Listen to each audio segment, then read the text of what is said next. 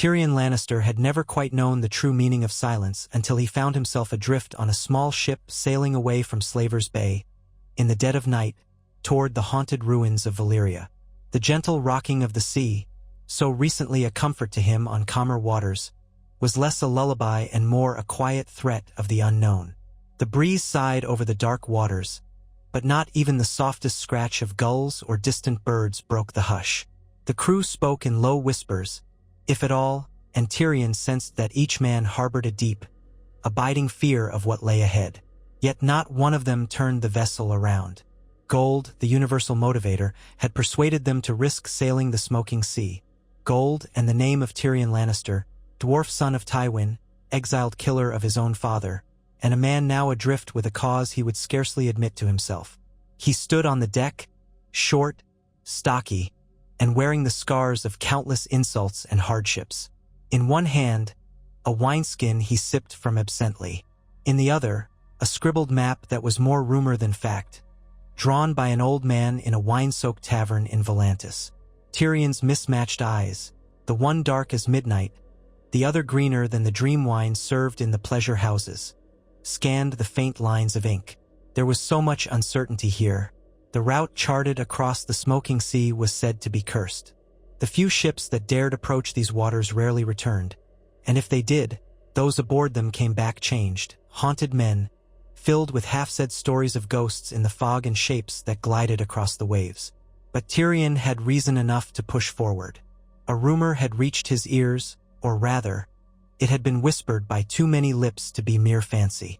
A dragon had been sighted within the crumbling towers and flooded catacombs of the once great Valyria, the ancient seat of power that fell to doom and flame long before the Targaryens raised their banners in Westeros. A single, young dragon, or so the whispers said, large enough to loom fearsome, but still unattached and untrained, if indeed it existed at all. He could taste the salt spray on his lips and wondered if the gods were laughing at him. If they were, at least they might be laughing at a Lannister for once. The swirl of sea mist eddied around him, and he stifled a shudder. Here he was, far from King's Landing, far from the intrigues of Cersei and Jaime, from the bitter humiliations of Joffrey's court, the heartbreak of Shae's betrayal. And yet, in many ways, he was more entangled in a new set of treacheries than ever. From murderer to exile to dragon hunter. Or dragon seeker. Or was he the one being hunted by illusions of grandeur? He took another swig from the wineskin, the liquid warming him momentarily against the chill. He had no illusions about his skill with swords, but his cunning mind and sharp tongue had brought him this far. Now he relied on rumor, luck, and a handful of sellswords who, like him, clung to a desperate hope of fortune and glory. The ship drew ever closer to the horizon where the sky met the dark waters. Dawn was still some hours away. When the sun did rise, Valyria's broken towers and steaming crags would come into full view, or so the captain said. Tyrion suspected that once they laid eyes on those blackened spires, a hush would grip every throat on deck. He had read about Valyria in his father's library, pored over ancient texts that seemed to quake with the weight of history. He remembered the lines describing a city of marbled palaces, labyrinthine catacombs, and towers that speared the sky, draped in banners of shimmering cloth. The 14 Flames, the chain of volcanoes that once served as the wellspring of Valyrian power, had roared to life in a cataclysmic event that tore the empire apart. Most believed that anything left behind there, whether steel, stone, or the last vestiges of arcane knowledge, was cursed. Tyrion stared out at the horizon. Perhaps it was. But curses could be broken, or at least harnessed, by the clever and the bold. He recalled the slip of a rumor he'd bought for a staggering sum in Volantis, of a silver-scaled dragon, smaller than the monstrous creatures rumored to be in the hands of Daenerys Targaryen across the sea, and somehow lingering in the flooded ruins. The old Volantine smuggler had insisted it was not a hatchling but a juvenile beast, large enough to roast a man alive, yet not quite grown into the unstoppable juggernauts that once carried the Valyrian freehold to world domination. Tyrion felt the pulse of curiosity in his veins. If he could find this creature, if he could tame it. He took another gulp from his wineskin, heart pounding at the merest fantasy of sitting astride a dragon's back. Preposterous, yes, but if Daenerys Targaryen could be mother of dragons, was it so impossible that Tyrion Lannister, who had always craved respect more than anything, could also find a bond with an ancient beast? Even as he contemplated this mad plan, a wave of longing washed over him. He had no illusions. He was just Tyrion, the imp, looked down upon by nearly all. He'd been forced to flee Westeros to escape certain death, had endured captivity in the east, wandering from Pentos to Meereen in search of meaning or a path forward. Now he was chasing a myth through the heart of darkness. He realized with a grim smile that such an outlandish quest was not too different from the labyrinthine politics of King's Landing. There was danger behind every corner, illusions woven like spiderwebs, and the prize, whoever reached it first, was power beyond measure.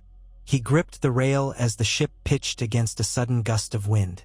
The night thickened around them as though the heavens were drawing a curtain over mortal eyes, wary of letting men see too clearly the realm they were about to enter. Overhead, not even the moon dared shine fully, and Tyrion thought he glimpsed shapes in the gloom, half-formed silhouettes that could be the jagged silhouettes of volcanoes or something else entirely. The air smelled of sulfur, a rotten stench that made the eyes water.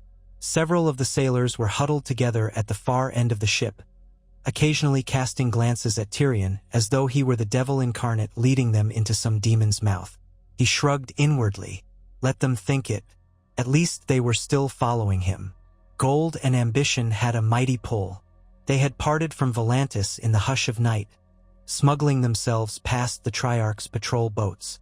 Better to avoid prying eyes. Far better that none knew of his destination or his purpose, lest someone else with more men and fewer scruples snatch the prize first. With Daenerys Targaryen rumored to be building her power in Meereen, with the free cities all in flux, Tyrion suspected a change was coming to the world. But for the first time, he wanted to make sure that change had Tyrion Lannister's name etched into its foundations. At last, a weak dawn broke, more a bruise on the sky than a glow, for clouds of ash swirled overhead. The horizon's outline revealed volcanic peaks rising like broken teeth. Smoke plumed upward from cracks in the earth, creating an eerie twilight even though day had come. A sense of dread crept across the deck, an almost tangible weight on every man's shoulders. Tyrion exhaled slowly, feeling his heart flutter at the sight. This was Valyria, the heart of the old empire, the cradle of dragons, the fountainhead of a magic that had shaped the known world for thousands of years. The water changed hue, greenish near the ship, churning with steamy eddies. Sometimes, a bubble of gas would erupt, releasing an acrid odor. The captain, an Associ man with a pinched face and a shock of white in his hair, sidled up to Tyrion and muttered, "We'll go no closer than the old pier. Imp past that. It's the rowboats, if the rowboats don't melt. I've heard stories about these waters. Terrible stories." Tyrion offered him the best reassurance he had, coin. "There's a chest of gold for you if we return alive," he said softly, his voice trembling only slightly in the face of the sulfuric stench. "If we don't, well, you can pry it from my cold, dead fingers. But I suspect gold won't do you much good once your body's ravaged by the doom." A superstitious sign was made by the captain's crooked fingers. "May the gods protect us from the doom," he muttered, and then went off to bark orders for the anchor to drop near a half-buried pier that jutted from the water like the broken spine of some ancient sea beast. They reached it by noon. The sun was a faint orange disk, veiled by drifting smoke. Tyrion peered over the side of the ship and saw the remnants of a causeway that presumably had once been a grand thoroughfare in and out of the city. Now it was partially submerged, festooned with weed and slimy algae. In places, scorched statues jutted from the water. Dragons, serpents, Valyrian sphinxes, twisted into black lumps by unimaginable heat. Steam rose here and there, as if the entire area was still cooking from some long-ago inferno. A rowboat was lowered and Tyrion, along with a pair of mercenaries. Bronn was back in Westeros, so Tyrion had had to hire lesser men, began to row through the eerie calm toward the ancient city. No gulls, no fish, not even the cry of an insect broke the silence. It was as though life had abandoned this place. The only sounds were the water lapping against the boat's hull and the creak of the oars. A half-collapsed archway formed the entrance to what might once have been a grand canal. Tyrion made for it, heart pounding in his chest, mind brimming with curiosity and dread. Great columns rose from the murk on either side, half-toppled, carved in old Valyrian runes that flickered in the subdued light. A hush lay over the entire realm. Even the mercenaries, usually a talkative lot, said little. They glanced around them with wide eyes, hands hovering close to their swords. As the boat glided beneath the broken arch, Tyrion could see deeper into Valyria's heart. The city was a forest of rubble. Towers leaned precariously, some of them parted at strange angles. Entire streets seemed to have sunk under the waves. Others jutted up like blackened bones. Steam hissed from cracks in the stone, and the occasional glow of molten rock simmered in the distance, a sign that some of the volcanoes still seethed deep underground. Tyrion remembered reading that the Valyrians had harnessed the power of the 14 flames through magic and engineering, building a vast empire on the backs of dragons. When the doom came, it shattered everything in a single cataclysm, swallowing cities in flame and poison. The Targaryens alone survived, having fled to Dragonstone before the fall. Now, centuries later, the ghosts of Valyria had precious few living visitors. Tyrion felt a pang of regret that he couldn't have seen the city in its prime. Suppose, he thought, that the rumored dragon here was the last flicker of Valyria's might. How had it survived? Perhaps an egg had been sealed somewhere deep below, or a wounded adult had made its nest among the ruins and spawned a lone offspring. Or maybe the creature was nothing but rumor, some trick of the mind conjured by travelers who ventured too close to this cursed place. If so, Tyrion thought, then I'll be out a hefty sum of gold, and the men who row me here may decide to kill me out of frustration. Or maybe the city would kill them first. He directed the rowboat along a twisting canal, lined on either side by structures whose roofs had fallen in, whose walls were etched with strange scorch marks. The architecture was unlike anything he had seen. Tall spires shaped like swords, windows formed in the outlines of dragon wings, mosaics on the cracked walkways glimmering with some unknown stone that gave off faint reflections even now, as if it thirsted for sunlight. There was a sense of being in a graveyard of giants. Every so often, a half-collapsed statue of a dragon rider loomed overhead, gazing down with empty eyes at the intruders below. He paused the oars and listened. There. Had he heard something? Faint rumble like distant thunder. One of the mercenaries, a brute named Ragan, with tattoos swirling across his bald head, muttered, "Could be the volcanoes." The other man, Lem, said nothing, but his eyes flicked nervously at Tyrion for guidance. Tyrion pressed his lips together, scanning the path ahead. He told himself that if a dragon did indeed reside here, they might hear its roar or see its silhouette streak across the ashen sky. Perhaps it was deeper in the city, or nesting in one of the large courtyards rumored to be near the old forum. They rowed on. After an hour of careful navigating, they found a broad landing flanked by a toppled statue. A dragon perched on a curved pillar, now snapped in half. The steps led up into a wide courtyard, littered with rubble. Tyrion felt an eerie pull. Something about the place set his nerves on edge, but it also drew him in, as though beckoning him to set foot upon the ancient stones. Quietly, they secured the rowboat to a piece of twisted metal that might once have been a railing. Taking a deep breath, Tyrion scrambled out. A wave of heat and the tang of sulfur rolled over him, making him dizzy. He shrugged off the sensation and steadied himself with a hand against a scorched column. Everything was coated in a thin layer of ash that puffed beneath their boots. Each step sent up small clouds. Once, this might have been a grand place of assembly, ringed by colonnades and crowned by a statue of some Valyrian noble. But now, the columns had crumbled. The statue's head lay face down in a puddle of steaming water, and the decorative mosaic floor was cracked into 1,000 shards. The only movements were the rivulets of hot water that trickled through fractures in the ground. And yet, Tyrion's ears caught something, a faint scrape of claws.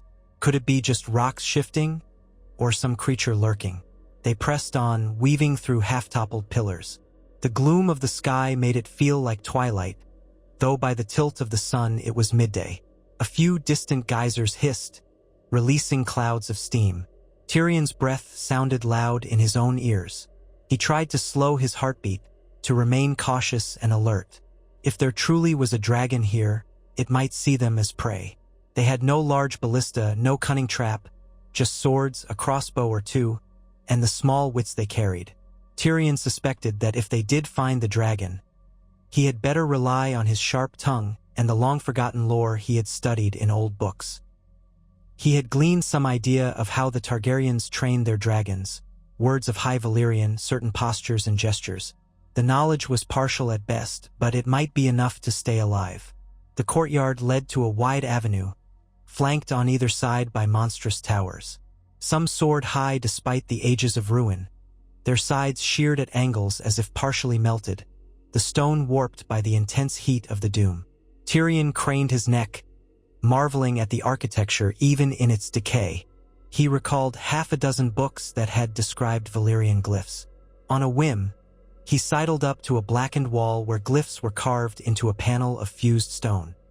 He ran his fingers over them, frowning as he tried to recall any meaning. The script was beyond him, though he recognized certain shapes that might have denoted house names or references to the dragons themselves. The Valyrians had had an obsession with the draconic form, believing it to be the apex of power and grace. If Tyrion could just decipher the script, perhaps it would lead him to something important, a clue about the rumored hatchery or the hidden vaults. But the mysteries remained locked in stone, mocking him. Rhaegon grunted, pointing up ahead. Smoke's thicker there. He was right. A haze, darker than the rest, swirled at the far end of the avenue. The ground seemed more fractured, glowing in places with hidden embers. Tyrion's pulse quickened. Where there was heat and smoke, perhaps there was a dragon. Steeling his courage, he continued forward, the two mercenaries forming a protective triangle around him. They had crossbows loaded. He had a small hand axe sheathed at his belt, a sword he barely knew how to wield slung across his back, and the vestiges of his wits. They did not have to go far. Beyond the next building, a sprawling complex came into view. A palace, by the look of the broad steps and enormous pillars. The main doors were caved in, but the stone was blackened, as if scorched repeatedly. Tyrion's heart thudded. This could be a lair. He lifted a hand to signal caution.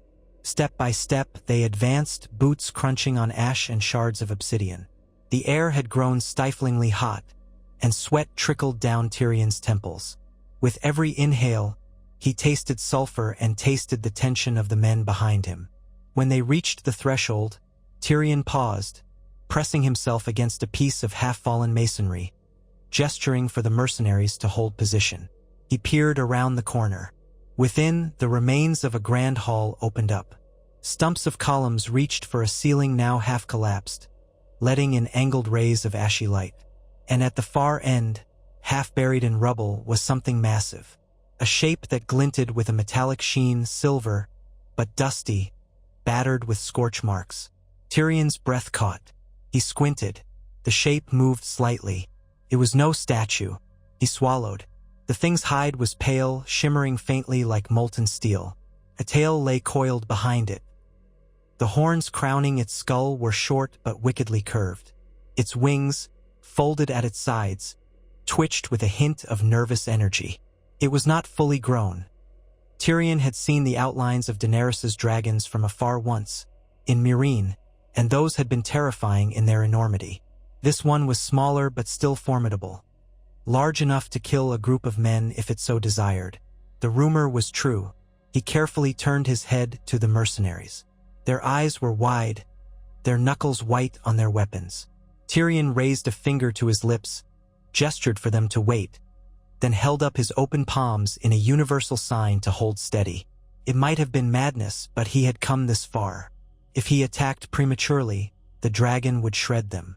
If they could lure it or, gods be good, approach it without arousing immediate aggression, there might be a chance.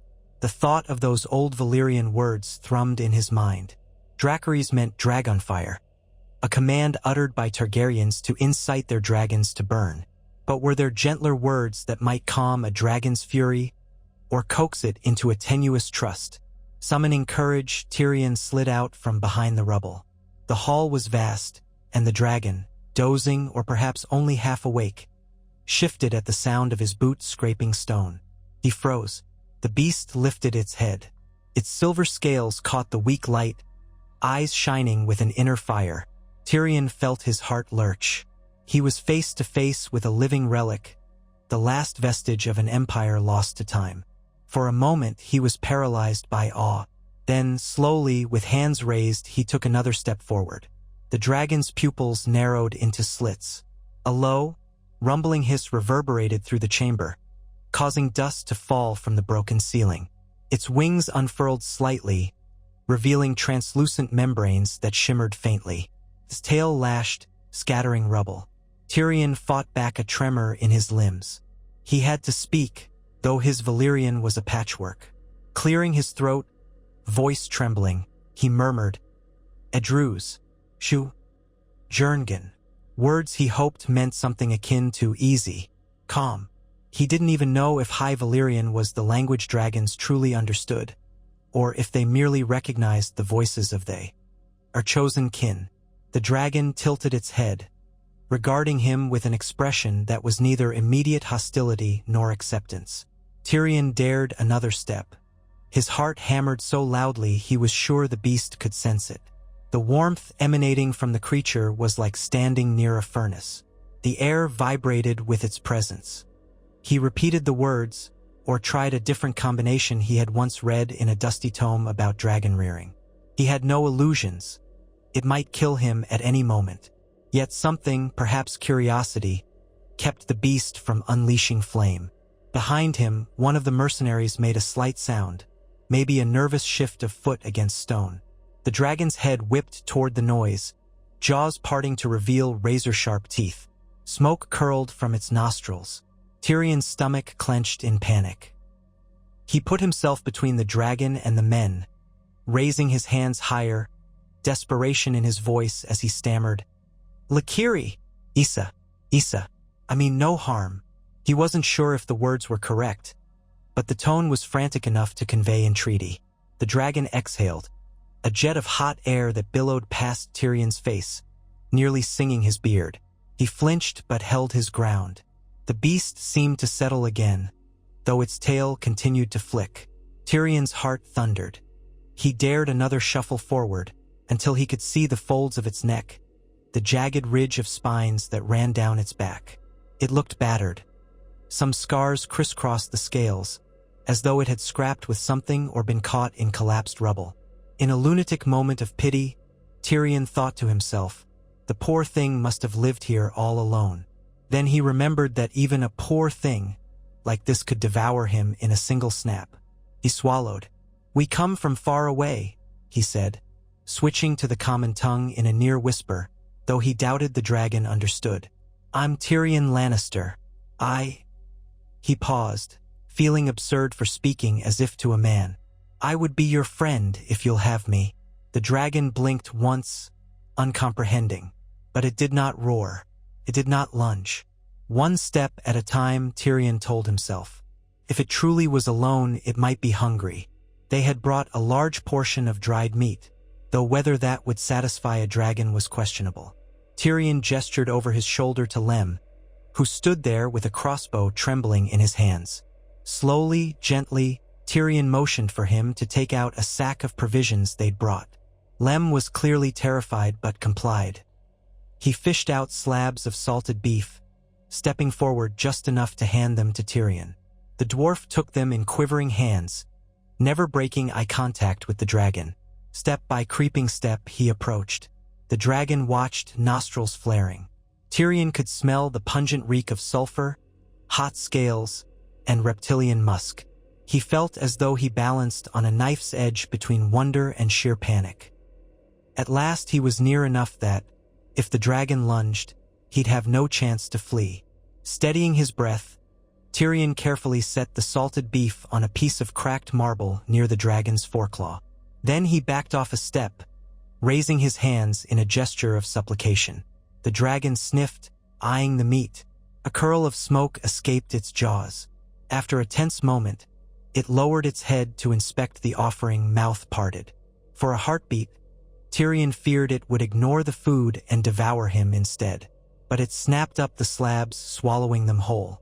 A low rumble followed, perhaps a sign of tentative approval, or simply the beast clearing its throat. Sweat dripped down Tyrion's back. He recalled reading that dragons preferred fresh meat. Salty or preserved scraps might not be to its liking, but apparently it was hungry enough. The dragon's gaze flickered over Tyrion again. The tension in the hall was thick as pitch, every man on edge.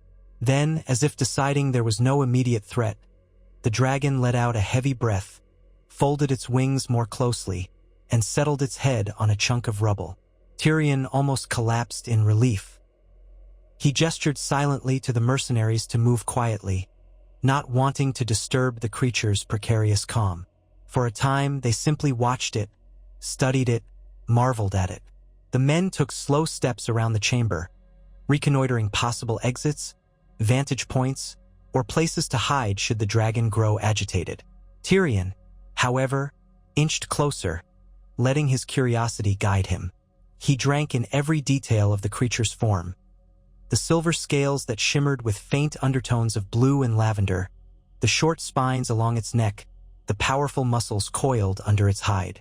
It was smaller than Daenerys Targaryen's biggest dragon, Drogon if rumors were true, but still large enough that a grown man could ride it, albeit not in the most comfortable manner.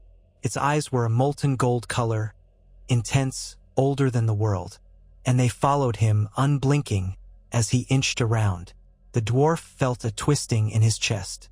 If he had believed in reincarnation or the fables that dwarfs were cursed, he might have suspected that fate was leading him down this insane path. To stand before a Valyrian dragon in the heart of a ruined empire. For what? To try and harness its power? Or to feed it scraps and hope it didn't roast him alive? Eventually, the dragon rose again, stretching its wings with a fluid motion that dislodged more bits of rubble. Tyrion tensed, but it did not attack. Instead, it prowled toward one of the side arches that led deeper into the palace. Tyrion hesitated, then began to follow. The mercenaries grumbled in protest, but Tyrion waved them along. "If it's leading us somewhere I want to see," he murmured. Rhaegon spat in annoyance, but he was under contract, and so he followed. They were led down a corridor that opened onto smaller rooms, half-choked with debris. The air was thick and hot, making each breath a chore. Tyrion coughed occasionally, pressing a cloth to his mouth to filter out dust. The beast navigated easily through the gloom, its tail swishing around obstacles. At last, they emerged into a wide, vaulted chamber that might once have been a library or a gathering hall, judging by the rows of stone shelves that lined the walls. Many had collapsed, scattering fragments of tablets and scrolls across the floor. Pools of water steamed in corners, possibly heated by geothermal vents. Here, the dragon paused and gave a throaty call, almost a soft roar. The sound echoed, bouncing off the walls. Tyrion nearly jumped out of his skin when, from a pile of debris in the corner, something else moved. He froze. Another dragon? The rumor had mentioned only one. He motioned for the mercenaries to stay back, crossbows at the ready. But the shape that emerged was smaller, almost cat-sized. A draconic creature that skittered on 4 taloned limbs. Tyrion realized it was a young drake, or a draconic lizard of some sort. Not quite a true dragon, perhaps a half-formed cousin or a malformed hatchling that never grew beyond a certain point. It squeaked and scampered over to the larger dragon, which lowered its head and made a low rumbling sound that Tyrion guessed was maternal. A pang of astonishment shot through him. Could it be that this silver dragon was a mother? Suddenly, the mother dragon pressed her snout against the smaller creature, nuzzling it gently. Tyrion watched, heart thudding. The smaller drake fluttered tiny wings, squeaking in excitement. The moment was surreal. 2 dragons, one grown and the other barely the size of a hound, huddled in the hush of Valyria's ruin. Tyrion felt a swell of something he couldn't name. Respect, awe, pity. He had come here half expecting a fearsome monster, And yet what he saw was a mother guarding her young, or perhaps an injured brood. If there had been more hatchlings, they might have died in the harsh environment, leaving this solitary pair. Or maybe this was the only one that had ever hatched. Either way, Tyrion's thoughts raced with the implications. The mother dragon glanced back at Tyrion and his men, nostrils flaring. The smaller drake peered curiously, waddling forward a few steps before scurrying back under its mother's protective wing. Lem, his voice low, muttered, "We can't fight both, even if that little one is half a size.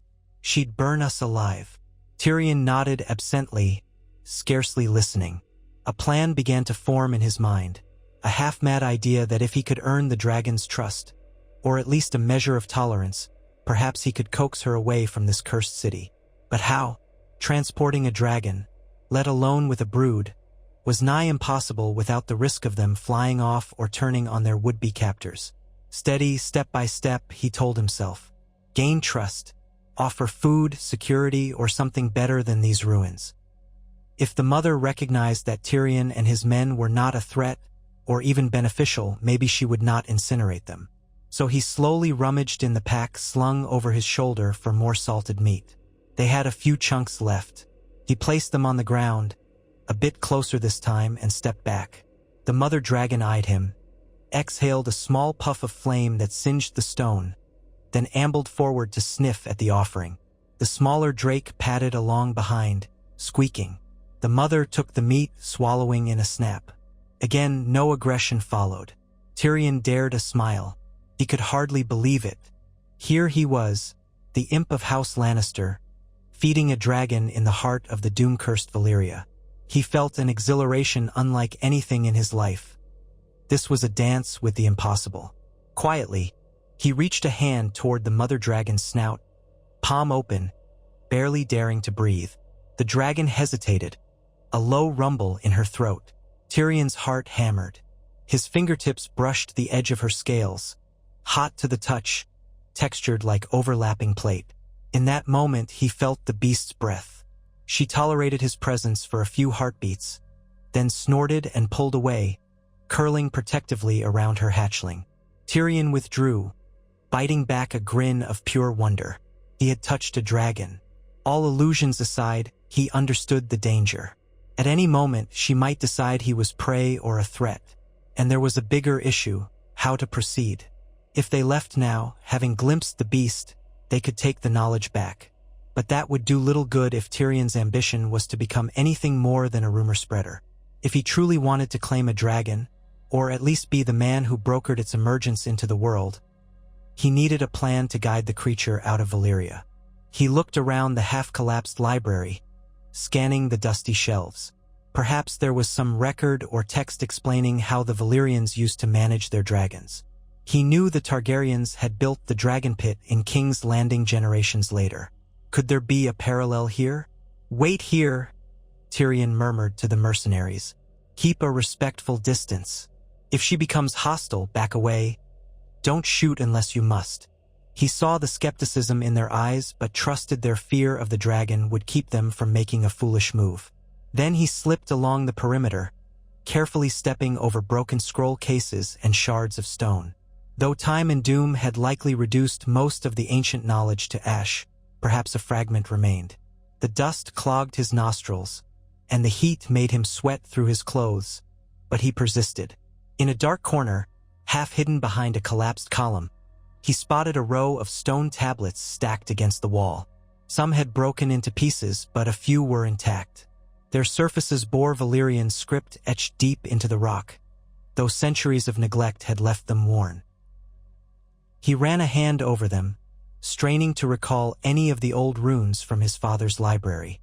The inscriptions were faint, and many lines were missing, but he made out a few references to winged shadow, binding, blood, and song of fire. His memory jogged.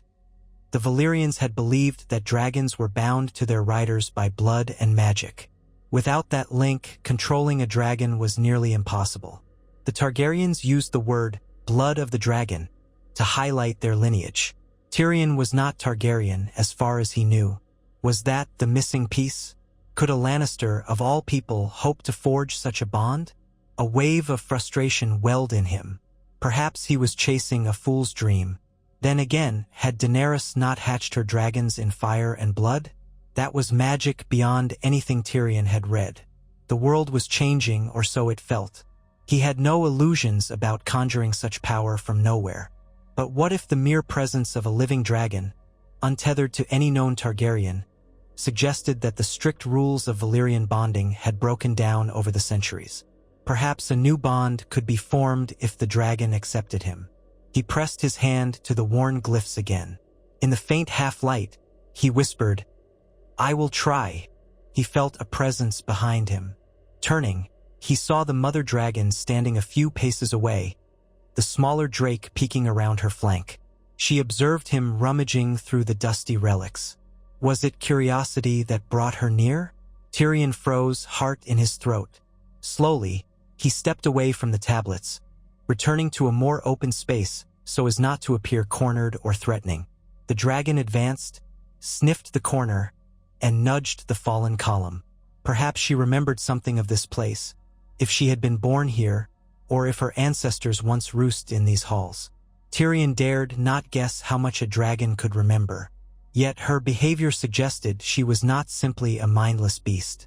She recognized him as a curiosity, at least. He took a cautious step forward, arms open. Again, he murmured nonsense in Valyrian, mixing phrases of appeasement he had gleaned from old texts about dragon lore. He tried to keep his voice soft, melodic, something akin to a lullaby. The mother dragon's golden eyes flickered to him. She gave another soft, rumbling growl, not quite threatening, not quite friendly. The smaller drake squalled, flapping stunted wings.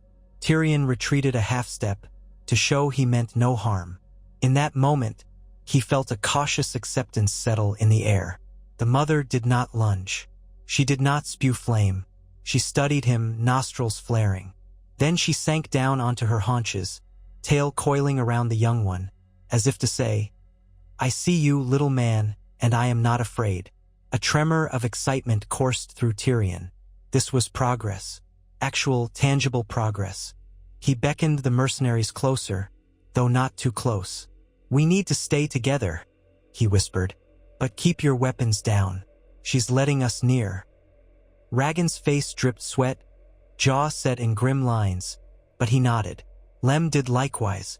The trio formed a loose semicircle around the dragon, leaving her space to move. Tyrion searched his mind for the next step. Food could build trust, but they had precious little left. And they couldn't linger in Valyria forever, or they'd risk another cataclysm or the madness that seemed to afflict those who wandered too deep. If they intended to lead her out or persuade her to follow, they had to do it soon.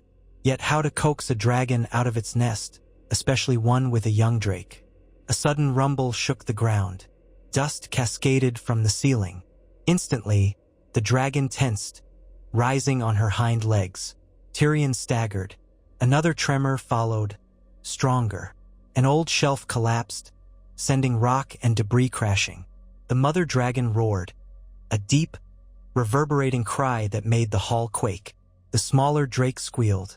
Tyrion's blood ran cold. Earthquake or volcanic tremor. He remembered the stories. The 14 flames were still active under Valyria's broken crust, and quakes often struck this cursed place. A fresh wave of fear coursed through the mercenaries as they stared around, searching for a stable exit. A section of ceiling gave way with a thunderous crash, flooding the chamber with more dust and debris. Tyrion shielded his face, coughing as he stumbled backward. The mother dragon roared again, her wings buffeting the air, stirring up clouds of ash. The smaller drake huddled at her feet. The hall was collapsing. If they stayed, they'd be crushed or buried alive. Tyrion shouted above the din, "Run!" But the mother dragon, in her panic, might lash out. He had no time to think. As a large chunk of masonry fell, he threw himself aside, rolling across the floor in a swirl of ash and debris. Dimly, he saw the dragon leap, flapping her wings to avoid a rain of stone, landing heavily near the corridor they had come from. The entire building was shuddering, threatening to cave in. Tyrion scrambled to his feet. Lem had managed to avoid being brained by the falling rubble, but Raggan was pinned beneath a chunk of stone, screaming.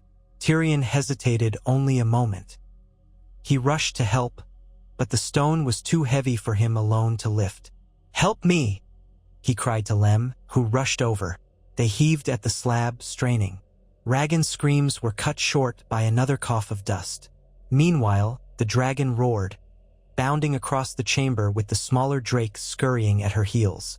The rumbling ground made everything sway precariously. Tyrion's lungs burned. Finally, with a gargantuan effort, they shifted the slab enough for Raggan to drag his leg out, though it dangled at a painful angle. Tyrion and Lem hoisted him, Raggan's weight nearly dragging them down. "We have to get out," Tyrion shouted. The corridor back was the only path he knew, but the mother dragon also seemed to be heading that way, perhaps to escape the collapsing structure. Tremors continued to shake the walls, cracks forming in the floor. The heat intensified, as if the very ground threatened to spew molten rock.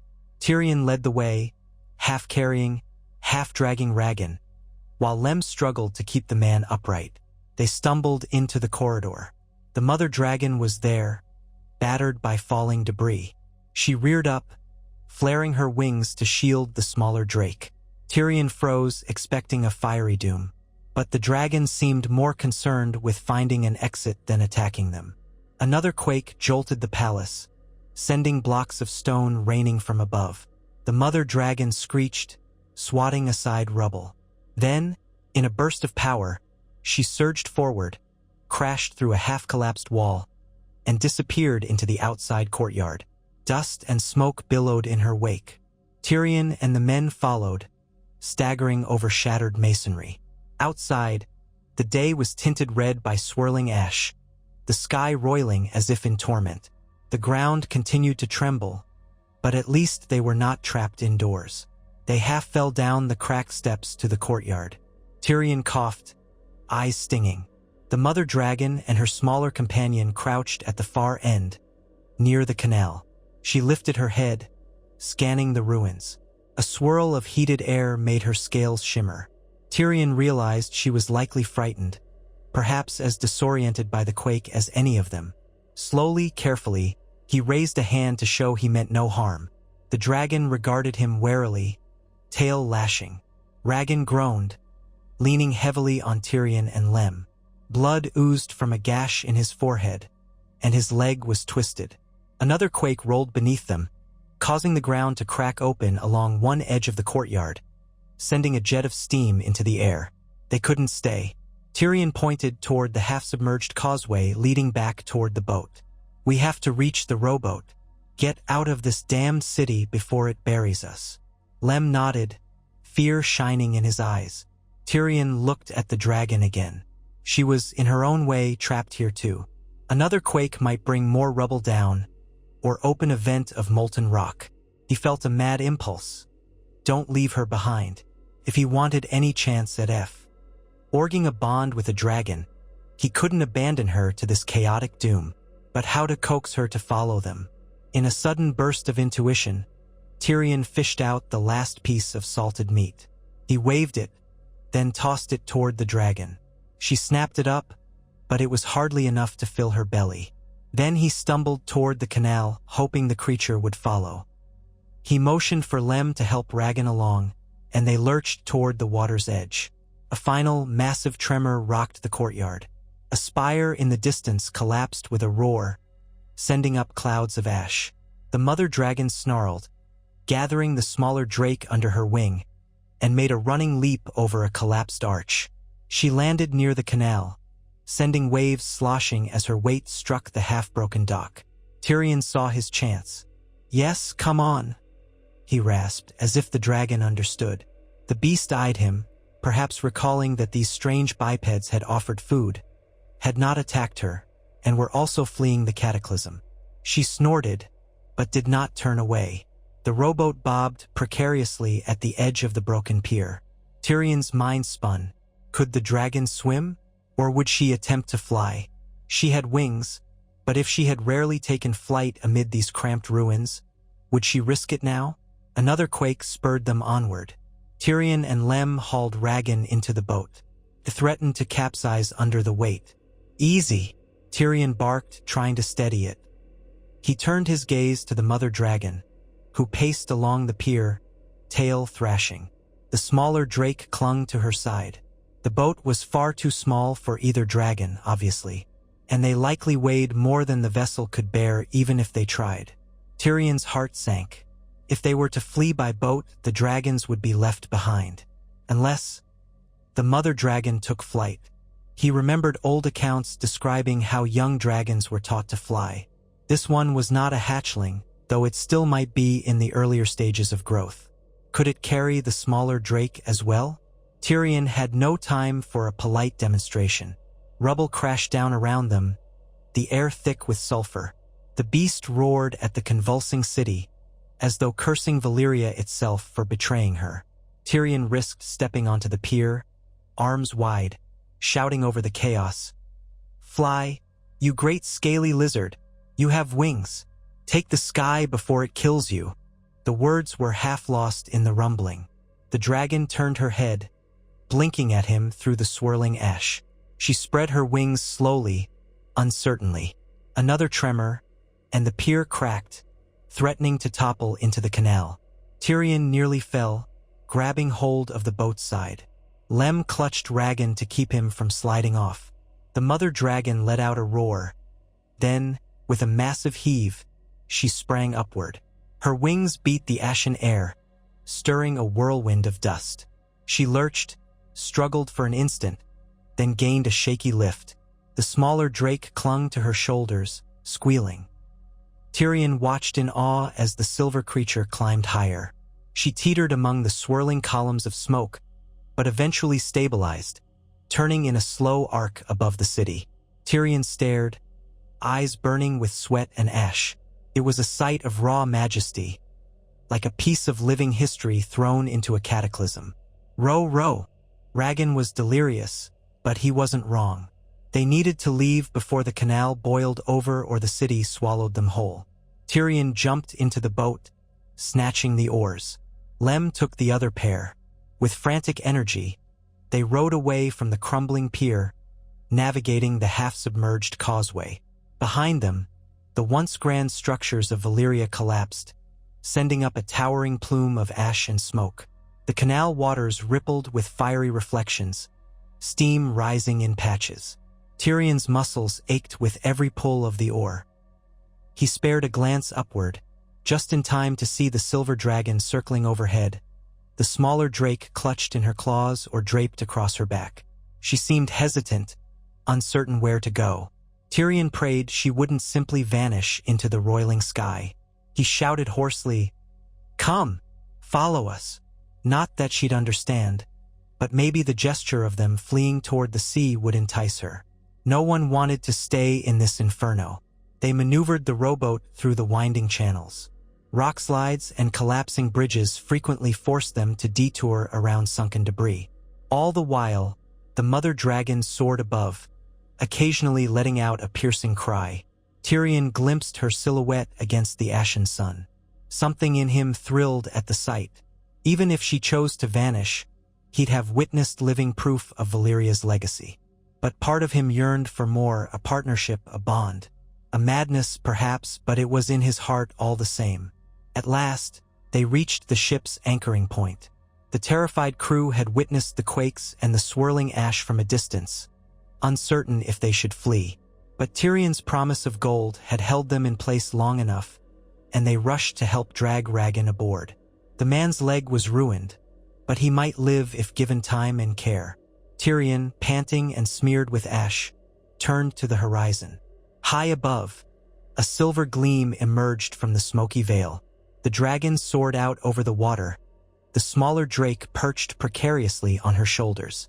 The sailors gasped. Some cried out in fear or wonder. Tyrion's heart hammered.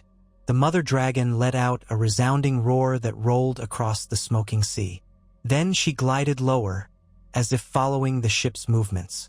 "Raise anchor!" the captain yelled. "We leave before the city's doom catches us." Tyrion nodded, though his eyes remained fixed on the sky. The crew scrambled, sails were unfurled. and the ship began to pull away from Valyria's crumbling coastline. Smoke and embers still rose behind them, a backdrop of ruin. Tyrion coughed, leaning on the rail, half in disbelief that he'd escaped at all. The silver dragon was a pale beacon above, swirling in broad circles, occasionally descending closer to the churning waves as if testing them. The smaller drake clung on, obviously unable to fly on its own. Tyrion wondered if the mother was scanning for a place to land, or trying to decide whether to follow or return to Valyria. He hardly dared to hope she would choose to follow them across the sea, but it seemed the city was too unstable to remain. Dragons were creatures of fire, but even they could be imperiled by collapsing ruins and toxic fumes. Tyrion found himself calling out wordlessly, beckoning her. Miraculously, the silver shape descended, flapping in the swirling wind, until she was near enough that her wing beats buffeted the ship. The sailors cried out, some cowering, others brandishing harpoons.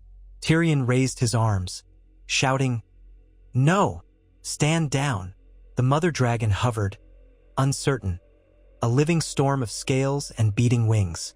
Then she alighted on a rocky protrusion near the water, half submerged, letting the smaller drake slip off her back. It hissed at the waves. The ship drifted slowly away, sails catching a faint breeze. Tyrion's heart sank. The dragons might not choose to come. But an instant later, the mother crouched low and leapt, gliding in the air just off the starboard side, spraying them with gusts of wind from her wings. She followed, as if refusing to let the ship out of her sight. Tyrion laughed, an almost delirious sound. The crew looked on in a mixture of terror and amazement. Even Rhaegon, clinging to life in a corner, widened his eyes in astonishment. The mother roared once more, her voice echoing across the smoking sea. Tyrion wiped grime from his face and muttered, "Well, my lady, if you follow us all the way, perhaps we shall see where fate leads us. Gods help me, we might actually do this." They set course back to safer waters. The captain insisted on hugging a route that gave the steaming coastline a wide berth. All the while, the dragon soared overhead, sometimes drifting out of sight behind a plume of volcanic smoke, sometimes swooping low to skim the waves. The smaller drake clung to her back or shoulders, occasionally letting out shrill cries. Tyrion's chest was filled with a heady mix of triumph and dread. He'd accomplished the impossible. Discovered a surviving dragon in the ruins of Valyria, and not just discovered it, but enticed it to leave with him. What came next was uncertain. Would the dragon remain once they reached open sea? Would she starve or find fish to eat? Could they guide her to a safer roost in the lands beyond? And then there was the matter of Westeros. Word of Daenerys Targaryen's dragons had spread far. If Tyrion arrived with a dragon of his own, especially one not bound to the Targaryen queen, he might become more than just an exiled imp. He might have a claim to power that rivaled any great lord. He could become a true contender for the Iron Throne, or at least a power broker on par with kings. He did not fool himself into thinking the realm would simply bow to him, nor was he sure he craved the throne itself. But oh, what a turn of fate it would be if a Lannister dwarf returned to Westeros with a living dragon at his side. A sense of possibility spread through him like wildfire. For too long, he had been a pawn in other people's games. His father, his sister, the court. Now, he had a piece on the board no one had foreseen. If he could find a way to nurture this bond, to ensure the mother dragon's trust, or at least her neutrality, then perhaps he could negotiate with Daenerys or threaten Cersei, or broker alliances with other powers. The Game of Thrones would change forever if a second dragon soared the skies. The days that followed were a test of endurance. The ship navigated through treacherous waters thick with volcanic activity, but eventually, the smoking horizon receded behind them. The mother dragon kept pace, fishing in the sea by diving with remarkable grace, emerging with large creatures skewered in her jaws. She would share scraps with the smaller drake, ensuring it grew stronger with each passing day. The crew watched warily, half expecting the dragons to turn on them.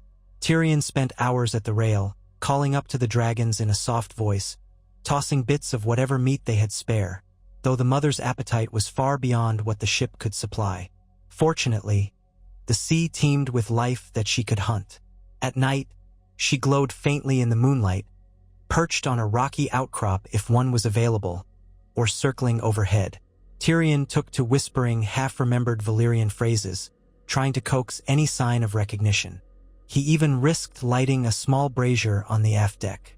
The dragon descended once, drawn by the warmth, but a single hiss from the sailors holding spears made her wheel away. Tyrion cursed them for spooking her. Still, they were terrified, and Tyrion could not blame them entirely. The creature was an apex predator capable of burning them to cinders. Slowly, though, she seemed to develop a cautious acceptance of the ship's presence, flying closer, allowing Tyrion to speak to her, though they were never foolish enough to let her land on deck. The smaller drake grew bolder, occasionally peering over her back, chirping. Day by day, Tyrion's resolve crystallized. He needed to guide her to a place where he could fully establish a bond, somewhere free of immediate threats and open enough for flight. Perhaps an uninhabited island or a remote region near the mainland. There, he might slowly gain enough trust to attempt, well, everything.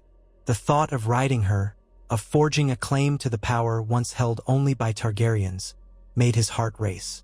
All the while, he contemplated the news from Westeros. Cersei, ruling from the Red Keep, Daenerys, rumored to be crossing the Narrow Sea with her own dragons? Jon Snow, the king in the north, if the rumors were correct. The realm was in chaos, and Tyrion's reemergence with a dragon would send shockwaves through every kingdom. He had no illusions about an easy path. He would have to negotiate alliances or wage war or outwit entire armies. But at least he would not be powerless. The cunning he honed in King's Landing would serve him well, and the backing of a dragon, especially a unique silver one that no Targaryen could claim, would give him a seat at the table of kings. Perhaps some would laugh. The imp, with his stubby legs and dwarfish countenance, astride a mighty dragon. Tyrion imagined the look on Cersei's face, on Jaime's, on all those lords who had sneered at him. He would ensure his father's ghost heard the roar of his mount. The thought gave him grim satisfaction, though he also knew it would be a perilous path. Dragons were not pets. They could not be forced. They demanded respect, and if they did not receive it, the consequences were dire. Tyrion had read enough about the dance of the dragons to know that even Targaryens were sometimes burned by their own beasts. Yet every morning, when he emerged on deck to see that the Silver Mother and her small broodling still followed, a fierce hope beat within him.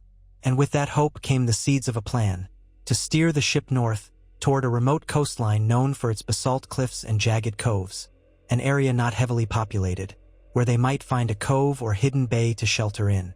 From there, Tyrion could attempt to build a temporary lair or platform, something akin to the old Targaryen stables, to encourage the dragon to roost.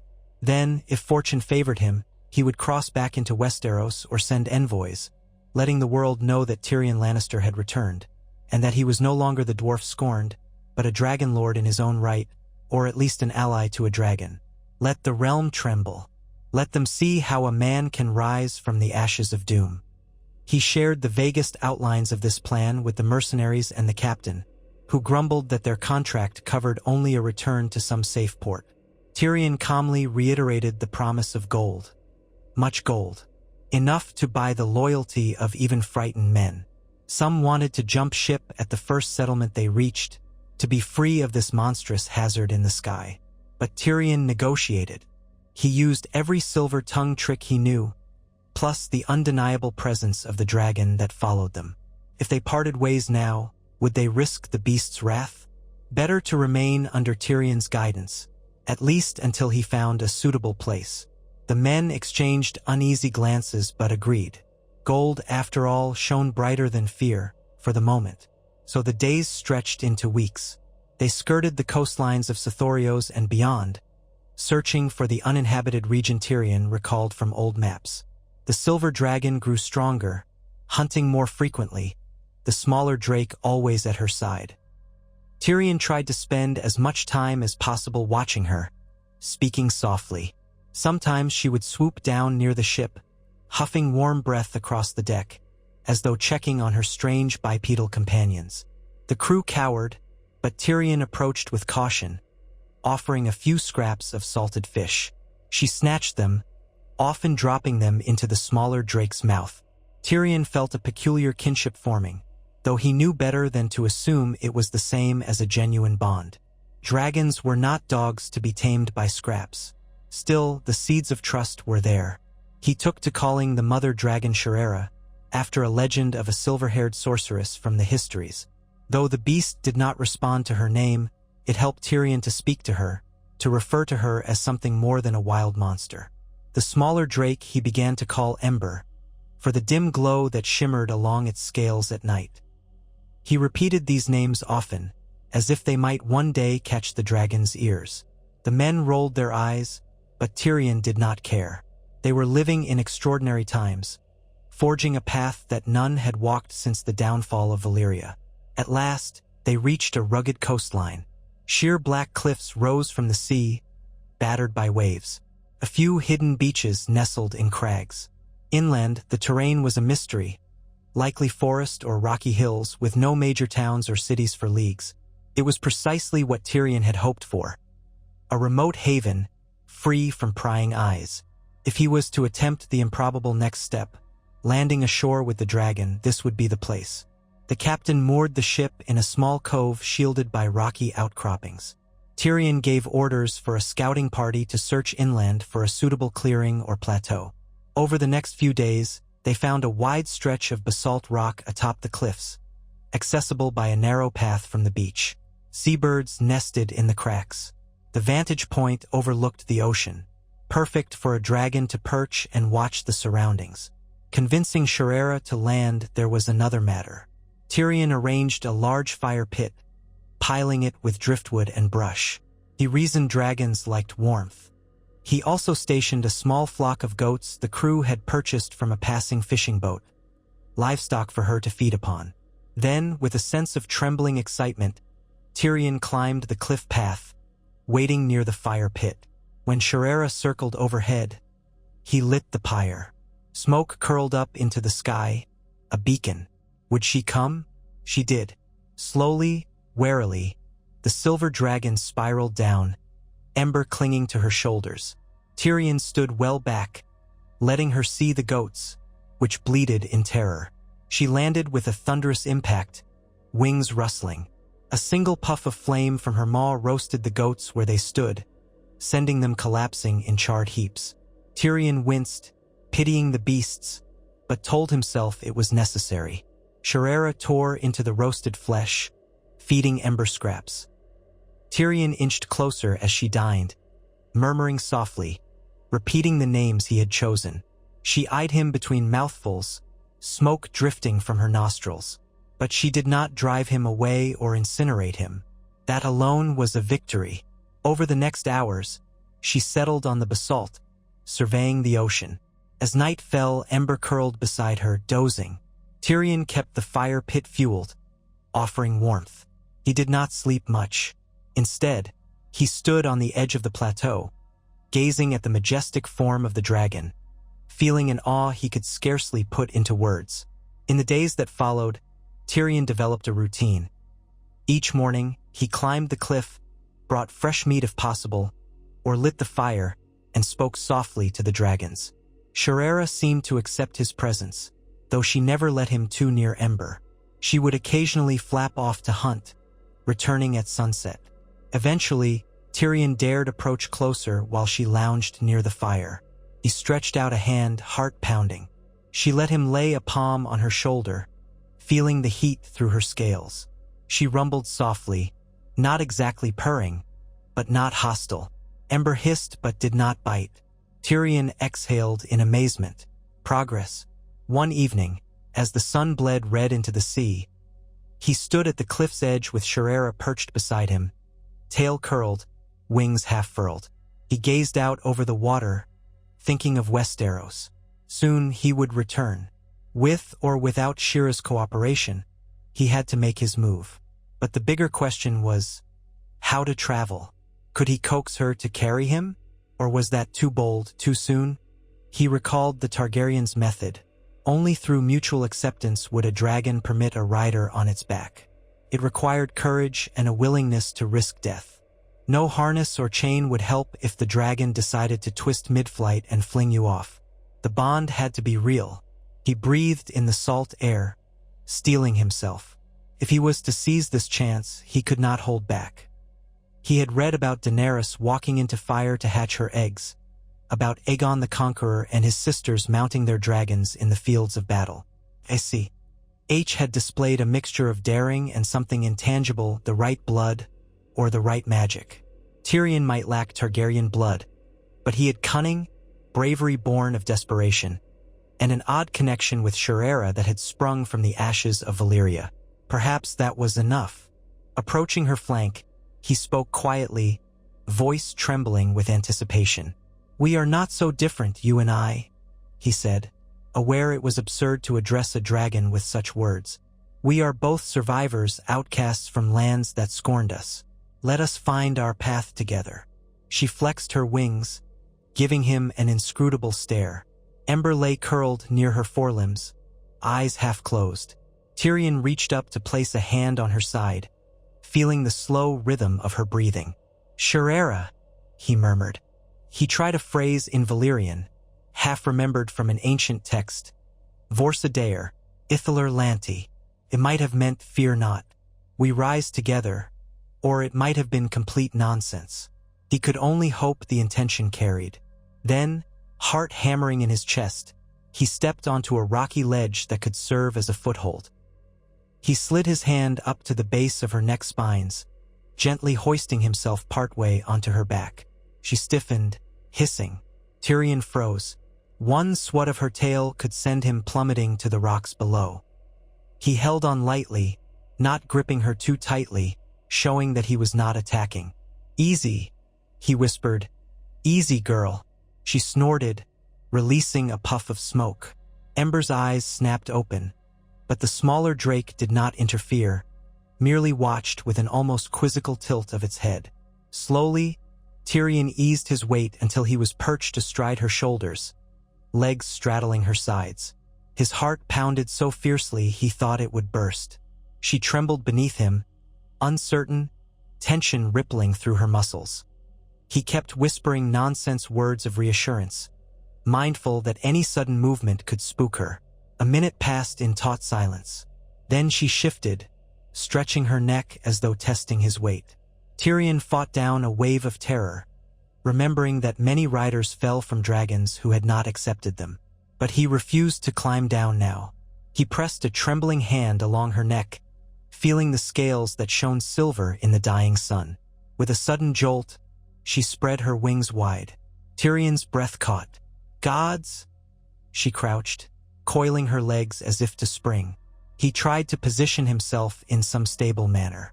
Then, in an explosion of muscle and wind, she launched herself off the edge of the cliff. Tyrion's stomach lurched as the ground disappeared beneath them. Air whipped past him, stinging his eyes. He clutched at her spines, heart in his throat. She soared out over the water, wings beating in powerful strokes. For a moment, Tyrion thought he would die, falling or being tossed aside by the furious wind. But she stabilized. Gliding in a wide arc, Tyrion managed a choked laugh, tears streaming from the sheer rush of it. He was riding a dragon. Below, the ocean stretched out like a shimmering expanse, the ship a speck in the cove, the basalt cliffs a dark line against the horizon. Shirera roared, triumphant. Ember clung to her mother's flank, squeaking with excitement. Tyrion clung to the ridges of Shira's neck, exhilarated and terrified in equal measure. The wind tore at his hair, and the twilight sky enveloped them. He had never felt so alive. This was no longer a dream or a rumor. The imp of House Lannister was astride a living dragon, soaring through the gathering night. They circled the coastline for several minutes. Each time Shirera dipped or banked, Tyrion's stomach twisted, and he clenched his thighs around her scales. Yet she did not throw him off. She was testing him or learning how to move with him on her back. When she finally returned to the plateau, landing in a flurry of dust and wind, Tyrion collapsed against her neck, panting. She lowered him gently to the ground, stepping aside. Ember hopped off, sniffing him curiously. Tyrion sank to his knees, trembling from the aftershock of adrenaline, laughter spilling from his lips. He half expected her to blast him with flame for his audacity, but she merely folded her wings, regarding him with that same golden-eyed stare. Tyrion gazed back, awe in every line of his face. In that shared moment, he sensed an unspoken acceptance. He was no Valyrian sorcerer, no Targaryen dragonlord, but perhaps that did not matter. He had earned her trust in his own way, through caution, kindness, and perseverance. From the ashes of Valyria to this rocky shore, they had forged a fragile bond. Now, the entire world lay open before them, a realm full of ambition, war, and shifting alliances. If Tyrion could master the art of riding Shirera, of guiding her without dominance or cruelty, then Westeros itself might tremble at his arrival. Night fell. The moon rose. Tyrion sat by the fire, Shirera and Ember nearby. He stared into the flames, heart racing with the magnitude of what he had done and what he planned to do next. In his mind, he saw the Red Keep, saw Cersei's cruel smile, saw the empty throne that had claimed so many lives. He pictured Daenerys Targaryen riding at the head of a Dothraki horde, her own dragons trailing smoke in the sky. He saw the armies of the north, the fleets of the Iron Islands, the plots of the Reach, the cunning of Dorne, all swirling like a labyrinth of opportunity. And now, Tyrion had a key unlike any other, a dragon's wings. Before him stretched 1,000 possibilities. The lonely imp, scorned and belittled, now held a power that might shape kingdoms. With Shirera at his side or beneath him, Tyrion could not just play the Game of Thrones, he could change its very rules. A fierce grin curled his lips, born of hope and the thrill of destiny. The dwarf had found his dragon. Valyria had given up one of its final secrets, and in doing so, birthed a new contender for power across the narrow sea. If the world thought Daenerys Targaryen was the only dragon queen, they had another thing coming. He placed a hand on Shira's scaled flank, feeling the warmth radiate from her. "Let's show them all," he whispered into the night. "A Lannister still pays his debts, and I have a kingdom of debts yet to settle." The dragon rumbled softly in reply, and in that shared hush, Tyrion's heart soared anew. He was no one's pawn now. He was Tyrion of House Lannister, and behind him, rising over the flickering flames, was a dragon that might one day lay claim to the sky above Westeros. Tyrion Lannister did not sleep long that first night upon the basalt cliffs. In truth, the meager hours he managed were snatched in small doses, fleeting intervals in which images of his flight on Shirera replayed over and over, until he woke with a racing heart. He would open his eyes to see the dragon's silhouette rising against the starshot sky, and only then could he remind himself that it had not been a mad dream. At times, he thought he should be shaking in terror. Yet every time he gazed at Shira's silvery form or caught sight of Ember curled at her flank, a surge of exhilaration dispelled his fears. Somewhere in the night, he began to chuckle at the sheer absurdity. Tyrion Lannister, the imp, was a dragon rider, or close to it. Morning broke in a haze of sea mist. Tyrion stood atop the promontory, cloak pulled tight against the chill, letting the breeze carry away the lingering ash and dust that clung to his hair and clothes since their flight from Valyria. Shirera slumbered on a broad shelf of rock, wings partially folded, though her tail twitched at intervals like a cat's. Ember dozed at her side, blinking now and again with restless curiosity. From his vantage, Tyrion glimpsed the cove below, where the small ship was moored. Even at this distance, he could see the crew stirring, the captain likely anxious that a silver dragon had taken up residence overhead and might on a whim decide the vessel was no more than a floating meal. He made his way down the winding path, stepping carefully over loose stones. Each breath was laced with brine and promise. He had much to do if he intended to leave this remote shore and set a course for Westeros. For one thing, he had to soothe the crew's terror and ensure they would sail under his command a while longer. He needed them at least until he could find a better vessel or form a plan for a safer crossing. Shirera might be able to fly him across the narrow sea, but Ember was smaller and might not endure such a lengthy flight on her mother's back just yet, and Tyrion was not eager to risk an open water flight in any case. Besides, Tyrion knew it was wise to keep a ship close at hand, in case negotiations or cunning illusions were required. A dragon was a blunt instrument of power, but a dwarf who wielded it needed all the subtlety he could muster. When he reached the bottom of the path, he found Lem waiting beside a patch of driftwood and weather-bleached rocks. The lean mercenary dipped his head in a perfunctory nod. His dark eyes carried a sheen of relief when he saw Tyrion stride up still in one piece. "Thought that beast might keep you," Lem said. "Or do something else." His tone was carefully neutral, revealing his uncertainty about what precisely a dragon might do in the dead of night. Tyrion offered the man a wry smile. "She's protective of her young, but so far, she hasn't charred me. She has a sense of gratitude, or at least doesn't see me as a threat. Neither do I plan to give her reason to think otherwise."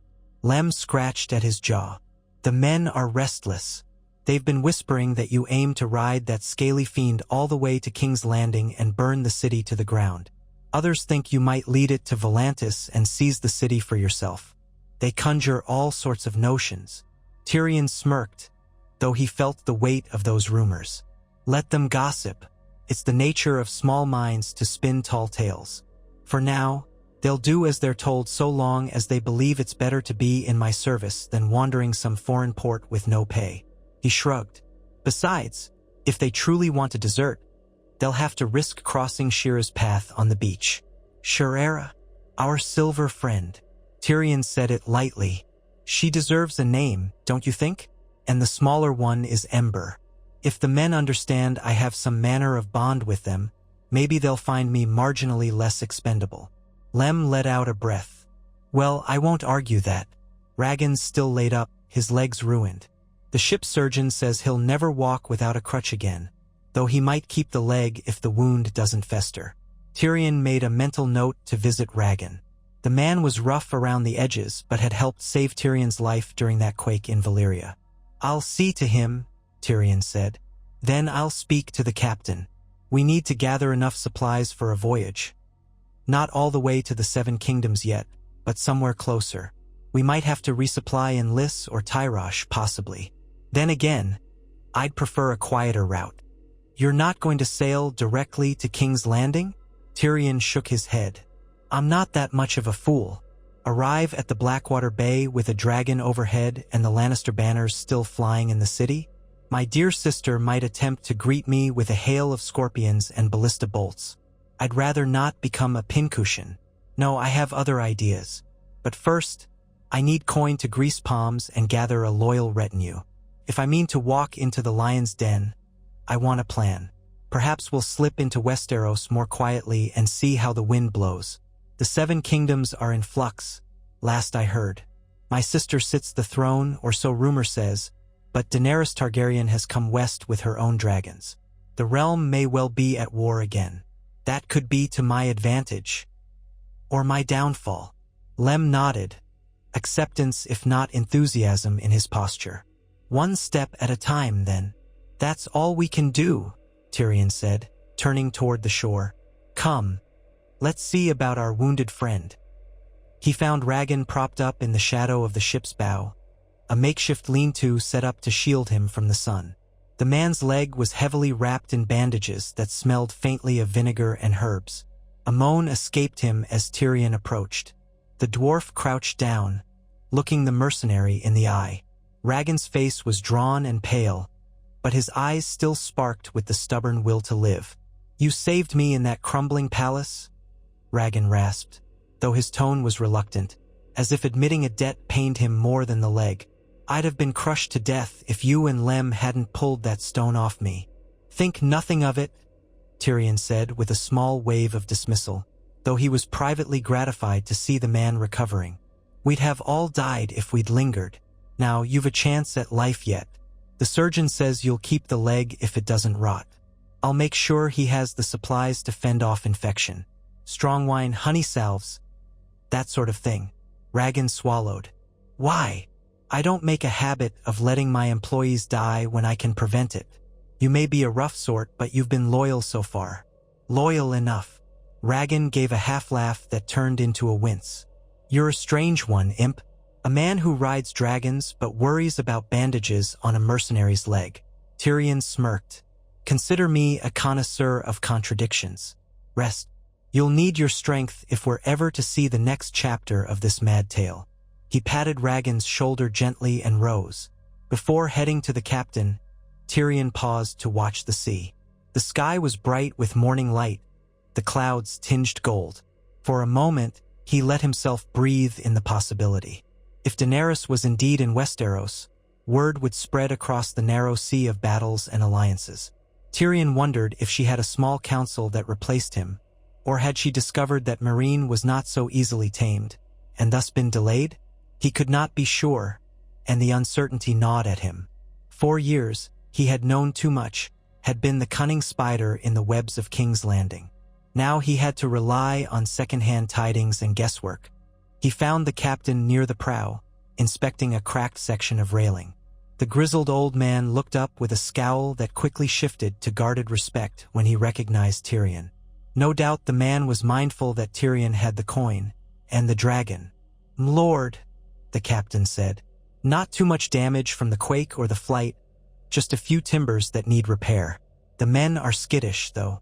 They don't like having the beast overhead." "Trust me, you're not alone in that," Tyrion replied dryly. "But Shirera will remain on the cliff for now. I intend to keep her well-fed enough that she won't come searching for an easy meal on your decks. But I need you and your men to remain ready to sail in a fortnight." "A fortnight?" The captain's eyebrows shot up. "Where?" "We'll decide soon," Tyrion said. "We may skirt the coast to Tyrosh or Myr, possibly. I'll pay triple your usual rates. If any man wants to leave, let him go. But no desertions in the night. I'll not have anyone slitting throats for fear of what I might do. Make that clear." The captain tugged his forelock. "As you say, triple wages should keep most of them in line. A few might still balk, but gold's gold." Then he lowered his voice. "Just keep that creature away from the ship's cat. Some of the men have grown fond of it." Tyrion snorted, half amused at the notion. "I'll do my best." Turning, he strolled the length of the deck, letting his presence reassure the crew that he was no monstrous sorcerer about to feed them to Shirera. In the days that followed, Tyrion's routine took shape.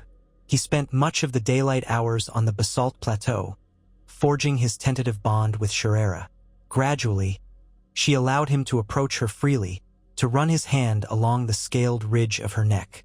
Ember grew more curious, exploring the edges of the rock shelf, snapping at gulls that ventured too near. Once, Tyrion offered a leftover fish to Ember, who snatched it and devoured it in a flurry of tiny flame. Shirera only huffed, letting her offspring eat.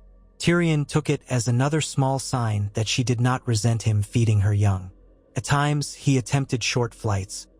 He would climb onto her back, always slowly, always speaking in a low, calm voice, and she would leap into the sky. Each ride was a fresh jolt of terror and wonder. He learned to lean with her turns, to grip at the base of her neck spines to keep from sliding. He tried muttering scraps of High Valyrian he had gleaned from books, suspecting she might respond more keenly to that ancient language. While she never roared yes in reply, he felt a growing confidence that she understood something, the difference between a command to ascend or to ease her pace. Perhaps it was his tone, or a faint echo of the Targaryen-laced language. It was enough that she seemed to accept him. He discovered that Ember was still too small to sustain long flight on his own wings, but he could flutter alongside his mother for a minute or two before becoming winded and clawing back to her shoulders. Tyrion would peer over the side while airborne. The coastline spread out below in a tapestry of dark rock and foamy surf. Each time they landed safely, he exhaled with relief and a tingling sense of triumph. He was no dragon lord in the classical sense, no scion of Valyria, but he was learning step by dangerous step. With the crew's help, he also maintained a stock of livestock for Shirera. Small goats, sheep, even a donkey or two purchased from a passing fishing vessel that had chanced upon their cove. The fishermen had nearly fainted at the sight of a silver dragon perched overhead, but Tyrion's gold was enough to quell their nerves. He swore them to secrecy, though he knew well enough that rumors would spread. Still, these were minor folk, likely unknown in the great ports, so he hoped the tales would stay local for now. On the 10th day, as he knelt by the fire pit, stoking embers to keep Sherera company through the twilight, a thought struck him. He realized that if he truly planned to set sail soon, whether to Tyrosh, Myr, or somewhere else, he would need a way to guide Sherera across the sea. She might simply follow the ship out of some lingering sense of curiosity, or because her only stable feeding ground was the goats Tyrion offered. But there was no guarantee. She was still half wild. If she decided to fly in the opposite direction, or if the great open water disturbed her, Tyrion could do nothing. The notion unsettled him, for it meant he would have little control once they left this shore. He stared into the flames, considering how to strengthen the bond. He recalled from ancient texts that Targaryens sometimes cut their skin and pressed bloody palms to a hatching egg or a docile drake, forging a mystical link through a mix of Valyrian magic and sheer boldness. Tyrion was no Targaryen, but his father's library, and the scattered references he gleaned in Essos, hinted that dragons were deeply attuned to blood, even if it wasn't Valyrian. Perhaps the act itself, a demonstration of trust and courage, carried meaning that mere words could not convey. Of course, it might also anger Sherera or cause her to recoil. She was not an unhatched egg. She was a living, breathing adult mother. But Tyrion felt an itch of desperation. If he couldn't ensure her loyalty, this entire venture might crumble like sand. He looked to Sherera, drowsing in the glow of the fire. Ember, half asleep near her foreleg, occasionally stirred. Setting his jaw, Tyrion pulled a small dagger from his belt. Its blade glinted orange in the firelight. He rolled up his left sleeve, exposing the pale skin of his fore. He drew a shaky breath. "My lady," he said softly, though he felt like a fool for speaking to a dragon in such gentle terms. "We've come far together, but I must bind our fates more tightly if we're to cross the sea. If the old stories have any truth." He pressed the dagger's edge to his forearm, inhaling as a sharp sting bloomed. A thin trickle of blood welled up, red rivulets running down toward his wrist. Immediately, Shira's head jerked up. Her pupils narrowed, nostrils flaring as she caught the scent. Ember twitched and rose, letting out a smaller hiss. Tyrion's heart hammered. He held up his arm carefully, showing the blood but not thrusting it at her. "We are bonded by more than hunger. I hope," he murmured. "You saved me from Valyria's doom, and I've fed you. I ask that you see me as your ally, your friend." Sherera lowered her massive head toward him. Her tongue flicked out, tasting the air. Tyrion stayed very still, ignoring the searing ache in his arm. She drew closer, her breath hot as a furnace. He could feel the exhalation wash over him, smell the faint sulfuric tang in her presence. Ember sidled forward, sniffing at Tyrion's boots as if uncertain what to make of this. Then the mother dragon nudged Tyrion's bleeding forearm with her muzzle. It was a gentle touch, but enough to make Tyrion sway. His skin burned with the heat of her scales, and he winced. She sniffed, drawing in the scent of his blood. Tyrion dared not move, though fear coiled in his belly at the possibility of a sudden snap of her jaws. A low rumble emanated from her throat. She exhaled again, and a wisp of flame sparked around her teeth. The flame did not consume him. It merely licked the air for an instant before dying. Tyrion wondered if it was an instinctive show of power or a test of his reaction. He forced himself to remain calm. "That's it," he crooned. "We are one step closer to something, you and I." For a moment, Sherera stilled, her golden eyes locked on his. Then she pulled back, turning her head to Ember. The smaller drake squeaked and snapped at her muzzle in a playful manner, as if to ask, "What is that, mother?" Tyrion, heart still hammering, lowered his bloody arm and pressed a cloth to the wound, staunching the flow. He felt a mixture of relief and wonder. The mother dragon had not attacked. She had accepted it in a fashion. It might mean nothing, but he hoped it was at least symbolic of trust. He let out a long breath, binding the cut carefully with a strip of linen. He slept poorly that night, but in his fitful dreams, he saw flickers of silver scales and wings beating against a starry sky. Dawn found him stiff and sore, the bandaged arm throbbing. Still, he rose and walked to where Sherera stood on the edge of the basalt shelf. She gazed at him, tail curling idly. He pressed a hand to her flank and sensed a certain calm in her posture, or perhaps he imagined it. Ember scampered around, more energetic now that the day began. Tyrion let out a low chuckle. "Good morning to you both. Fancy another flight." He climbed on without waiting for a clearer invitation. She crouched and he braced. With a whoosh of wind, she took off. As they soared above the sea, the wind tore at Tyrion's hair, and he felt every muscle tense. He tried speaking a phrase of High Valyrian that he had memorized, something akin to "fly swift." Her wings angled slightly, as though following his prompt. The sea sparkled below like hammered steel. With each wing beat, Tyrion felt more certain that a piece of fate had woven them together. He was no Targaryen, but he was Tyrion Lannister, a cunning man who had forged improbable alliances his entire life. Why not with a dragon? When they landed, the first face Tyrion saw was Lem's. The mercenary had come up the path, perhaps to see if Tyrion was still in one piece. Lem approached warily, his gaze darting between Tyrion and the dragon. "Well?" he said, breathless. Your arm is?" Tyrion waved it off. "A small cut. Sherera took no interest in devouring me for breakfast. That's the good news. Now we must see about leaving here soon. I want you to help me persuade the men to stay until I decide on our next port of call." Lem rubbed his stubbly chin. "They'll obey so long as you keep the gold flowing.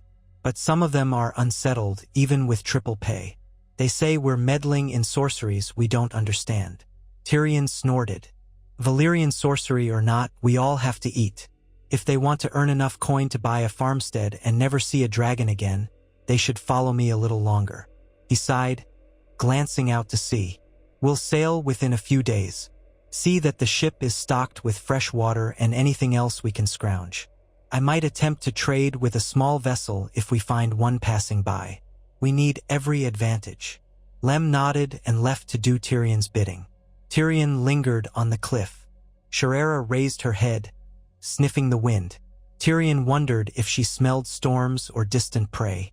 The horizon seemed clear, only a few lazy clouds drifting. He whispered, "Soon, my friend, we'll leave this place. I hope you'll follow." They spent 3 more days in that cove.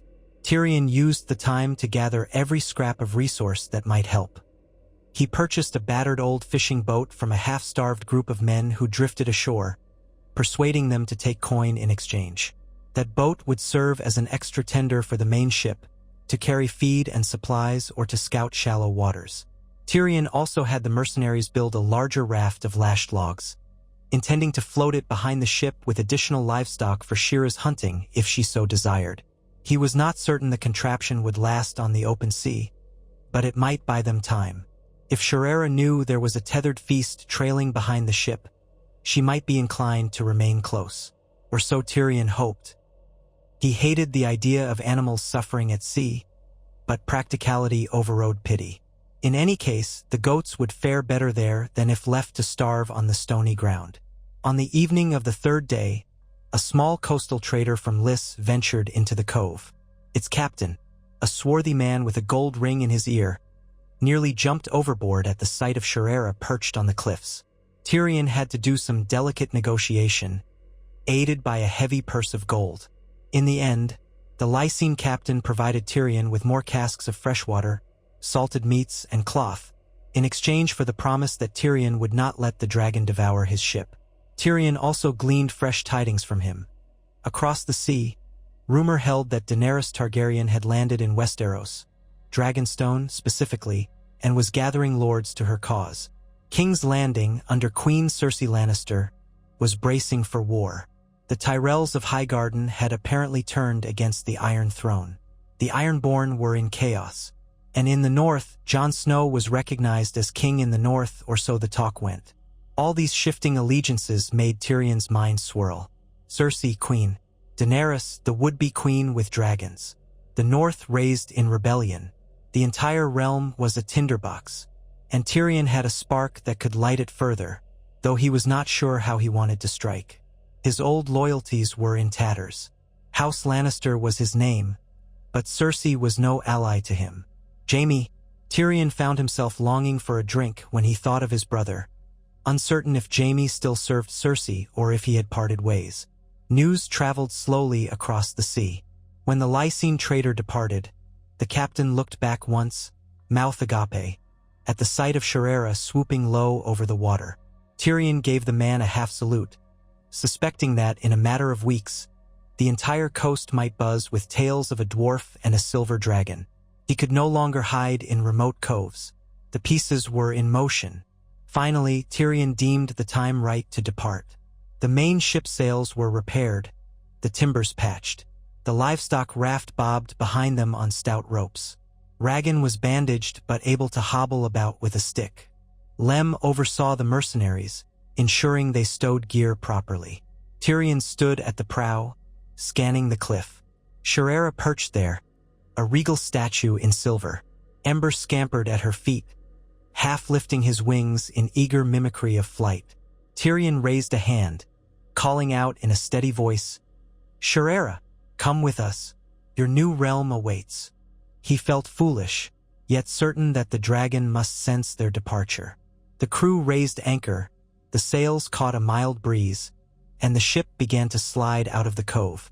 For a terrifying moment, Tyrion feared that Shirera might remain behind, content in the basalt roost.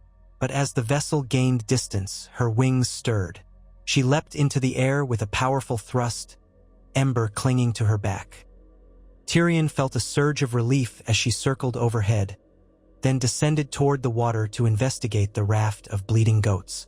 She did not devour them at once. Perhaps she was just confirming that yes, the easy meals were indeed following. The day was calm, the sky clear as they set out along the coast. Shirera flew near the ship for a time, occasionally drifting away to scout the shoreline or swoop over the waves in search of fish. Ember squeaked, as though joyed by the wide expanse of ocean. The sailors cast uneasy glances upward but went about their tasks without complaint. Gold was gold, after all. Tyrion took solace in that. When dusk fell, the dragon soared to a rocky islet not far from the ship's path and settled there. The vessel anchored in shallow waters for the night. Tyrion watched from the deck as Shirera curled protectively around Ember, a faint gleam from her scales in the moonlight. The ocean swelled gently, lapping at the ship's hull. For the first time in a while, Tyrion felt a measure of peace, though he knew it was fleeting. Over the next weeks, they continued along the Essosi coastline, dodging trade lanes that might lead to trouble. An honor that made him grin wryly. At times, he joked to Lem, "I never thought I'd see the day a creature bigger than my sister found me worth trusting." Eventually, they veered north, hugging the coast past the stepstones, where pirate vessels prowled. Tyrion had to stay constantly alert. A raiding ship might be foolhardy enough to attack them, or the presence of a dragon overhead might deter any would-be marauders. Indeed, on one gray afternoon, they spotted sails in the distance, black and tattered. The shape of the hull suggested pirates. But as the pirates drew closer, they must have glimpsed Shirera soaring above the ship, for they abruptly veered away, disappearing back into the haze. Tyrion allowed himself a chuckle as the terrified crew exhaled in relief. A living weapon, indeed, he thought. If only all battles were so easily won. Night after night, Tyrion lay awake in his cramped cabin, sipping watered wine. He tried not to drink himself into a stupor, for fear of missing any crucial sign, and pondering their next move. He considered sailing to Dragonstone. But that was Daenerys Targaryen's seat, her chosen landing place after forging her reputation in Essos. If she learned that Tyrion Lannister had a dragon of his own, she might see him as a threat, unless he offered her fealty. But fealty was not a game Tyrion was eager to play, especially since he lacked Targaryen blood. Would Daenerys greet him as an ally or kill him as a rival? The same question applied to King's Landing. Cersei's first reaction to a dragon led by Tyrion would be to mount a vicious defense. Tyrion didn't fancy having ballista bolts flung his way. The north, then? a land rumored to be in the throes of new conflicts, where a bastard-turned king named Jon Snow might have pressing reasons to welcome draconic aid, if rumor of the undead threat beyond the wall was more than a fireside tale. Tyrion had always found Jon Snow oddly intriguing, one of the few men at Winterfell who never mocked Tyrion's stature. But approaching the north with a dragon was no small matter. Another alternative might be to slip into Dorne, whose rulers had often opposed the Iron Throne and might prove receptive to an alliance with a dragon rider who despised his sister. Or perhaps the Stormlands, if they were weakened by war. Tyrion cursed the labyrinth of choices. Rarely in his life had he possessed so potent a resource as a dragon, yet never had the future felt so precarious. At last, he decided on a small, cunning step.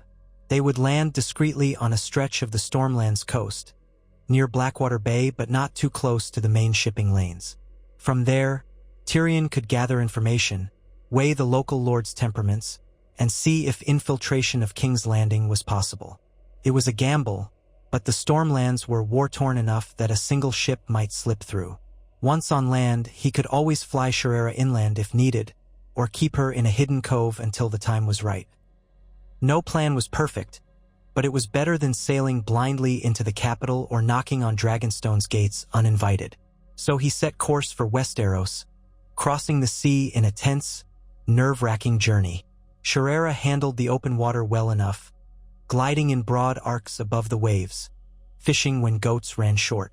Ember had grown in these weeks, his wingspan almost half his mother's now. He could fly short distances on his own but still look to her for guidance. Watching mother and child drift through the sky, Tyrion could only marvel at their silent communication. Chirps, hisses, a tilt of wings that seemed to convey meaning. He envied them in a way. He had never felt so in tune with any family member in his life. On a windy morning, the faint outline of Westeros appeared on the horizon, a dark blur of land rising from the sea. Tyrion stood at the prow, cloak snapping behind him, mismatched eyes fixed on that distant shape. Home of a sort, a place where his father had ruled with iron wrath, where his sister had schemed, where his brother had tried to protect him, and a place that had cast him out as a kinslayer and fugitive. He could almost taste the ghosts of memory. This time, though, he did not arrive with empty hands. He had come bearing a piece of living Valyria. They skirted the coast south of Storm's End, mindful of avoiding any major harbor. Tyrion directed the captain to make for a small inlet overshadowed by high cliffs. He remembered reading about the place in a dusty tome of charts, an inhospitable stretch where fishermen seldom tarried. Precisely the sort of place to hide a dragon. Sure enough, the cove proved narrow and rocky, battered by waves. The captain swore at Tyrion's instructions, claiming he risked foundering the ship. But Tyrion was adamant. They navigated with caution, the ship scraping dangerously close to submerged rocks, until they managed to find a shallow anchorage. Shirera circled overhead, Ember beside her, uncertain of the new land. Tyrion pointed toward a ledge at the top of the cliffs. Through his spyglass, he glimpsed a precarious stretch of ground that might serve as a roost. He had Lem and a small party row ashore first, climbing the rocky path to make sure the route was passable. Tyrion followed soon after, and once ashore, he called for Shirera in a clipped tone of Valyrian. She was not docile like a warhorse waiting for a command, but she soared near enough to see that Tyrion had disembarked. Then, with a beating of wings, she glided to the cliff's edge.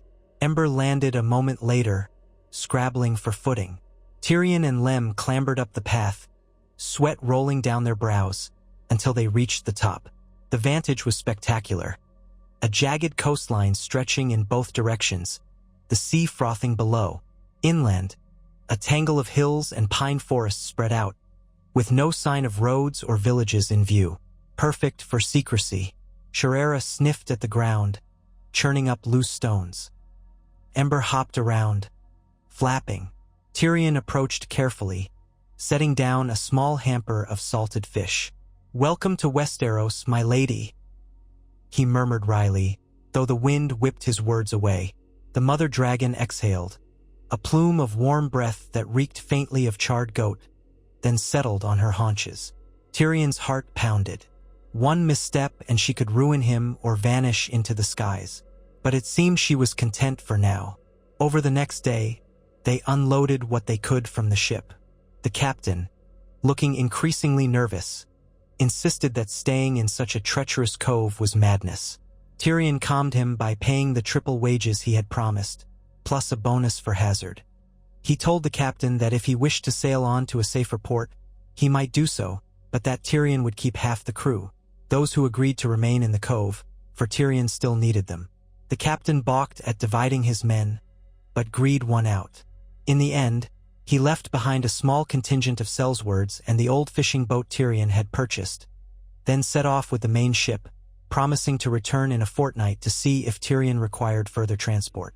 Tyrion waved them off from the shore, feeling oddly liberated and vulnerable at once.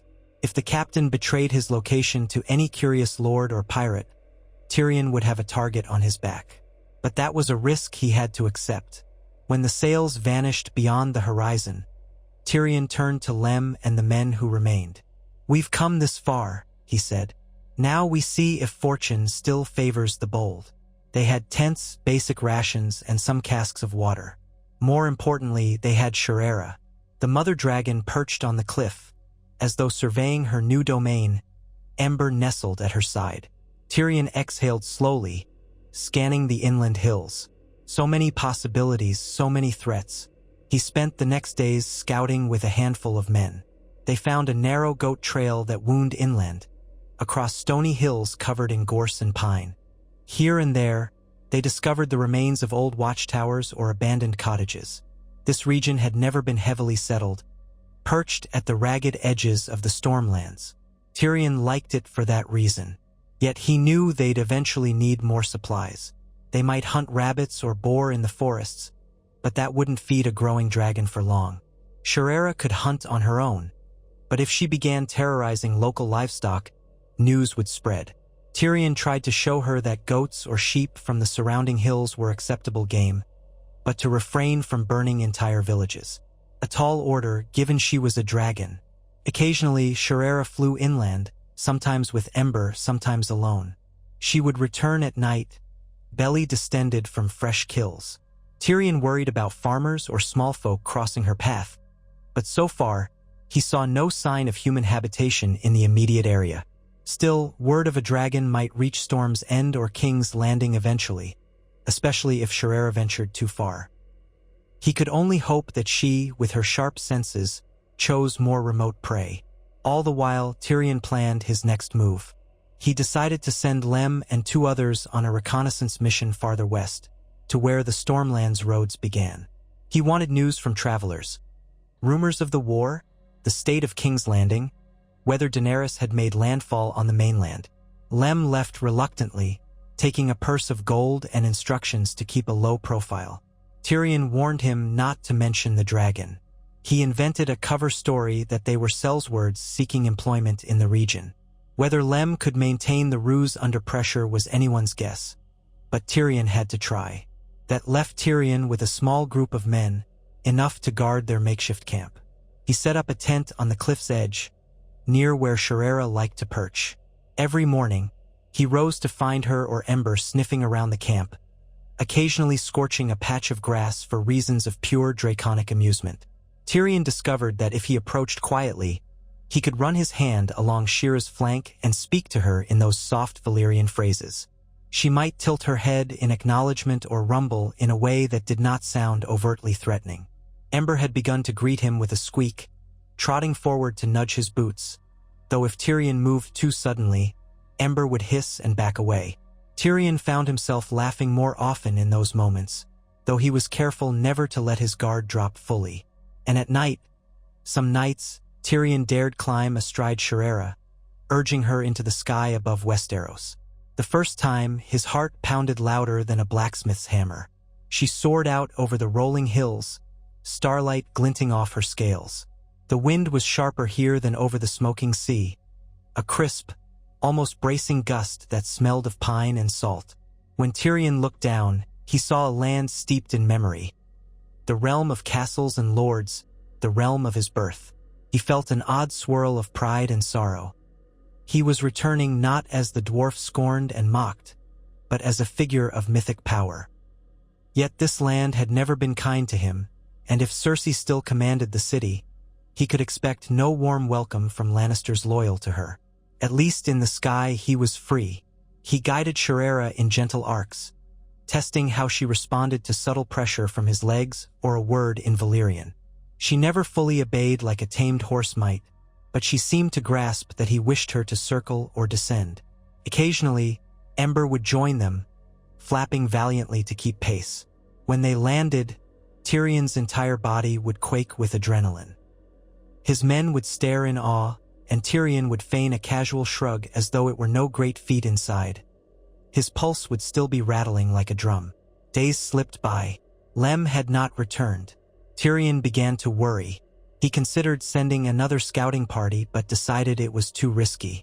If Lem had been captured or robbed, a larger group might only draw more attention. Instead, Tyrion busied himself with strengthening the camp. He oversaw the building of crude wooden stakes along the cliff path, in case some ambitious bandits tried to approach. He taught the men how to scatter at Shira's approach so they wouldn't look like a threat. She sometimes landed in the midst of the camp's outer ring, sniffing at the tents, curious about the smells of cooking stew. Tyrion directed the men not to wave torches or brandish steel in her face. A single bout of dragonfire could end them all. One late afternoon, the wind picked up, darkening the sky. Storm clouds gathered, rolling off the sea in the manner for which the Stormlands were famous. Tyrion stood on a bluff, cloak flapping around his small frame. He felt the weight of the looming tempest. Forks of lightning flashed in the distance. Thunder grumbled. He glanced over his shoulder to see Shirera perched on a rocky spur, wings partially open. Ember was at her side, gazing at the roiling skies. Tyrion half wondered if a dragon would fear lightning or thrive in it. The thought was cut short by the arrival of two of his men, panting from the climb up the path. "Lem's returning," one of them said breathlessly. "He's got strangers with him." Tyrion's heart jumped. Strangers? How many? Just one that we saw, well-dressed from the looks of it. Could be a lord or a knight. Maybe more behind. Tyrion cursed under his breath. Had Lem betrayed their location? Or had he stumbled upon someone with curiosity and coin? "Where are they?" "Halfway up the path, my lord. Lem said we shouldn't greet them with swords unless we got your word." Tyrion's mind raced.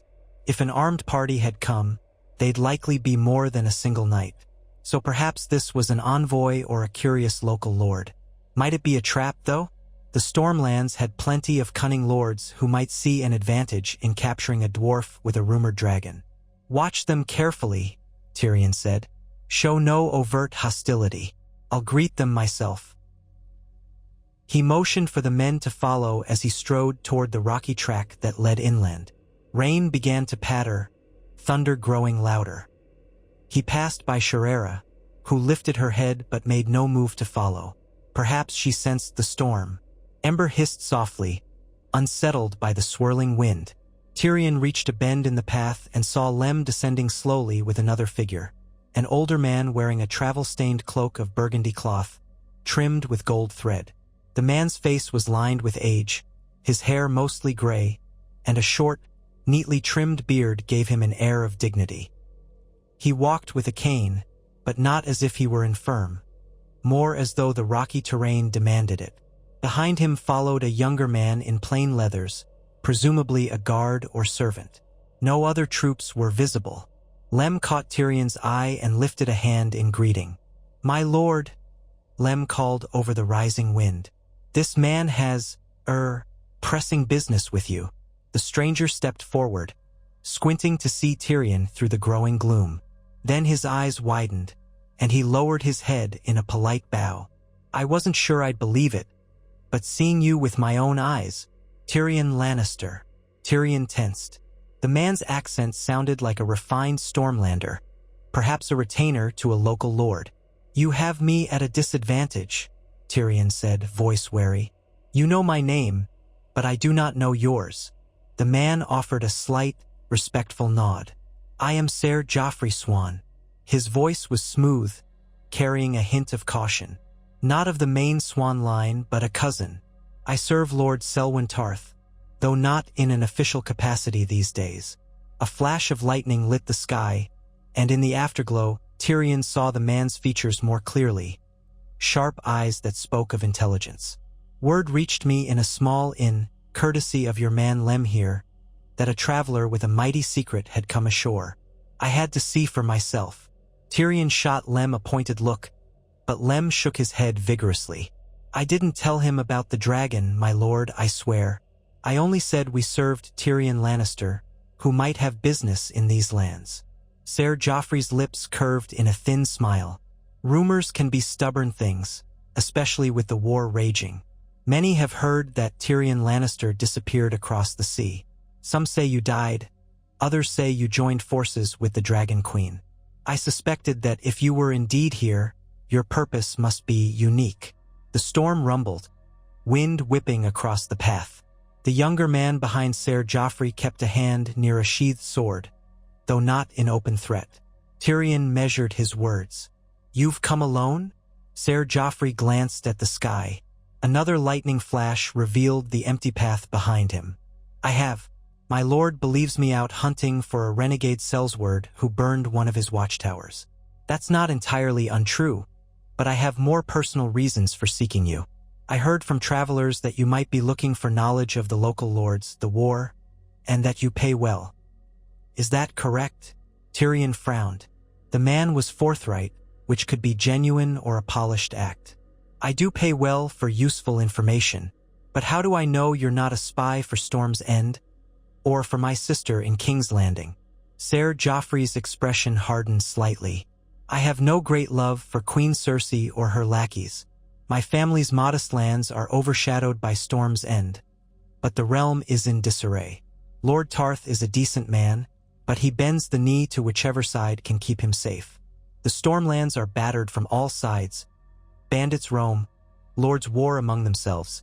The crown demands taxes for a war they can't seem to win. Some of us look for a more, shall we say, profitable path. Thunder roared closer now. The rain intensified, pelting them. Tyrion gestured toward the cliff. Come on, we'll speak under shelter. He led them up the slippery rock, mind racing. If Ser Joffrey Swan was truly here on his own, perhaps Tyrion could glean crucial knowledge from him. But the presence of Sherera complicated everything. If Ser Joffrey saw the dragon, would he flee in terror or try to profit from the news? Tyrion had little choice. The mother dragon perched in plain view once they crested the final rise. Indeed, the moment they emerged on the bluff, the older knight halted, breath catching in his throat. Sherera stood near the edge, wings half unfurled, glistening with rain. Ember crouched beside her, letting out a small hiss at the newcomers. A flash of lightning illuminated the tableau. Two dragons, massive and smaller, living symbols of a lost age. In the Seven's name, Ser Joffrey breathed, cane trembling in his grip. A dragon. By the gods, the rumors were even less than the truth. Tyrion stepped ahead, chin lifted. Yes, you see what we have at stake here. If you mean me harm or betray my presence, I can promise you it will not end well. For you or your lord. Do you understand? The older knight swallowed hard, eyes wide, but to his credit he did not flee or faint. He turned that intense gaze on Tyrion. I see. So it's true, Tyrion Lannister has a dragon in Westeros. Or the dragon has Tyrion Lannister, perhaps. He let out a shaky laugh. What do you intend? Step inside my tent, Tyrion said, motioning to the canvas shelter they'd erected in a hollow sheltered from the wind. We'll speak. If you cooperate, you'll leave richer. If you pose a threat, well, you won't leave at all. Sherera let out a low rumble at the thunder, as if offering punctuation to Tyrion's words. Ser Joffrey nodded, casting one last awestruck look at the dragon, then followed Tyrion. The younger guard trailed behind him, scanning the area with nervous eyes. Ember hissed as they passed, but Sherera merely watched with a sort of regal indifference. Rain pelted the camp. The men huddled near their own tents, shot looks of alarm at the strangers, but did not interfere. Inside the large tent, Tyrion gestured for Lem and the younger guard to remain by the flap. He offered Ser Joffrey a seat on a wooden crate, while Tyrion himself sat on a barrel. Water dripped from the canvas edges, and now and then the wind rattled the tent poles. By the dim glow of an oil lantern, Tyrion sized up the older knight. "So, Ser Joffrey, you've seen my advantage. Let's call it that." "Advantage is putting it mildly." Ser Joffrey's voice was thick with a mixture of respect and fear. "Should Storm's End learn you have a dragon, they'll send ravens to King's Landing, and an army might come to root you out." "Only if they know where to look," Tyrion said calmly, "and only if they think they can succeed. This region is remote, and Sharera can fly. An army would risk being burned if they advance too openly. They might also wonder whether I am allied with Daenerys Targaryen, who has 3 dragons of her own. That fear alone might keep them at bay. But I'd rather not be discovered at all, which is why I sent Lem to find discreet ways of gathering information." Ser Joffrey exhaled. "That you did, and your man, after plying me with strong wine, confided that you were, how shall I say, interested in the lay of the land, the state of the war, and the possibility of forging alliances. For a price." Tyrion spread his hands. "Indeed, so speak. Tell me what you know of the current climate in King's Landing, the Stormlands, any relevant allegiances." The older knight nodded gravely. "It's chaos, if you'll pardon the bluntness. Your sister, Queen Cersei, sits the Iron Throne, but she is embattled from multiple fronts. House Tyrell turned against the crown after the demise of Marjorie Tyrell in the city. Some say it was wildfire, an explosion orchestrated by the Queen. Olenna Tyrell has sworn vengeance, or so rumor claims, though Highgarden's forces have suffered. Euron Greyjoy, the new king of the Iron Islands, has allied with the Queen, providing ships. Daenerys Targaryen landed at Dragonstone. She's said to have the Unsullied, the Dothraki, and of course her own dragons." Tyrion drummed his fingers on his knee. The flickering lantern cast dancing shadows across his face. "So the rumors were true. Daenerys is in Dragonstone." "Yes, her forces have been striking at supply lines and coastal holdings. Storm's End remains nominally loyal to the crown, but the truth is the Stormlands are fractious. Many lords are uncertain. They fear Targaryen dragons. They know the Lannisters have cunning and gold. They suspect a second dance of the dragons might happen if these matters escalate." Tyrion let out a slow breath, mind-churning. "A second dance of the dragons indeed. And my dear brother Jaime?" "He remains in King's Landing, commanding the Lannister forces, though he's been spotted leading armies in the field. The crown seized the Tyrell gold shipments from Highgarden, or so the rumor goes." Ser Joffrey's brow furrowed. "I've also heard whispers that the Iron Bank of Bravos is pressing for repayment.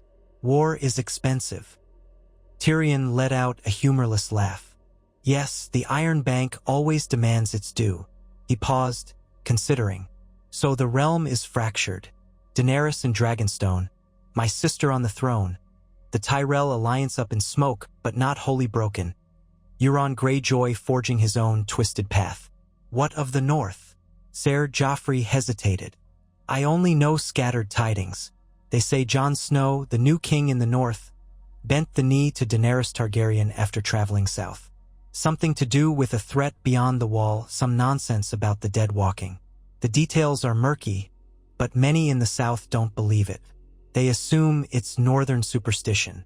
Still, it said Daenerys and Jon Snow are allied now, preparing for a bigger conflict. How or when, the Stormlands lords aren't certain." Tyrion leaned back, letting the weight of it sink in. Jon Snow allied with Daenerys. That changed many things. If Jon believed in the undead threat, and Daenerys was building alliances, perhaps they had put aside any notion of petty war to focus on the greater danger. But what of Cersei? If she was as intransigent as ever, no doubt she spurned talk of White Walkers. War on multiple fronts was likely inevitable. He tapped a finger on the lantern's rim. "Ser Joffrey, why come to me? You risk your life by meeting me here, especially after glimpsing what lies on the cliff." The older knight gave a small shrug, water droplets trickling down his brow. You might say I see an opportunity. My family's fortunes are not grand, cousins to House Swan. We have no seat of power. War has left many pockets empty, mine included. I suspect you, Lord Tyrion, have the means and the cunning to shape events. Your sister is known for cruelty and rash judgments. Daenerys Targaryen fights her war far to the east. But you? Where do you stand? If I can position myself as your intermediary, offering intelligence or local contacts, perhaps I can secure something better than a worthless patch of land. Perhaps gold or a place in the New Order. If there is to be a New Order. Tyrion studied him in silence. Thunder rattled the tent. He recognized the gleam in the knight's eye, a mixture of ambition and fear.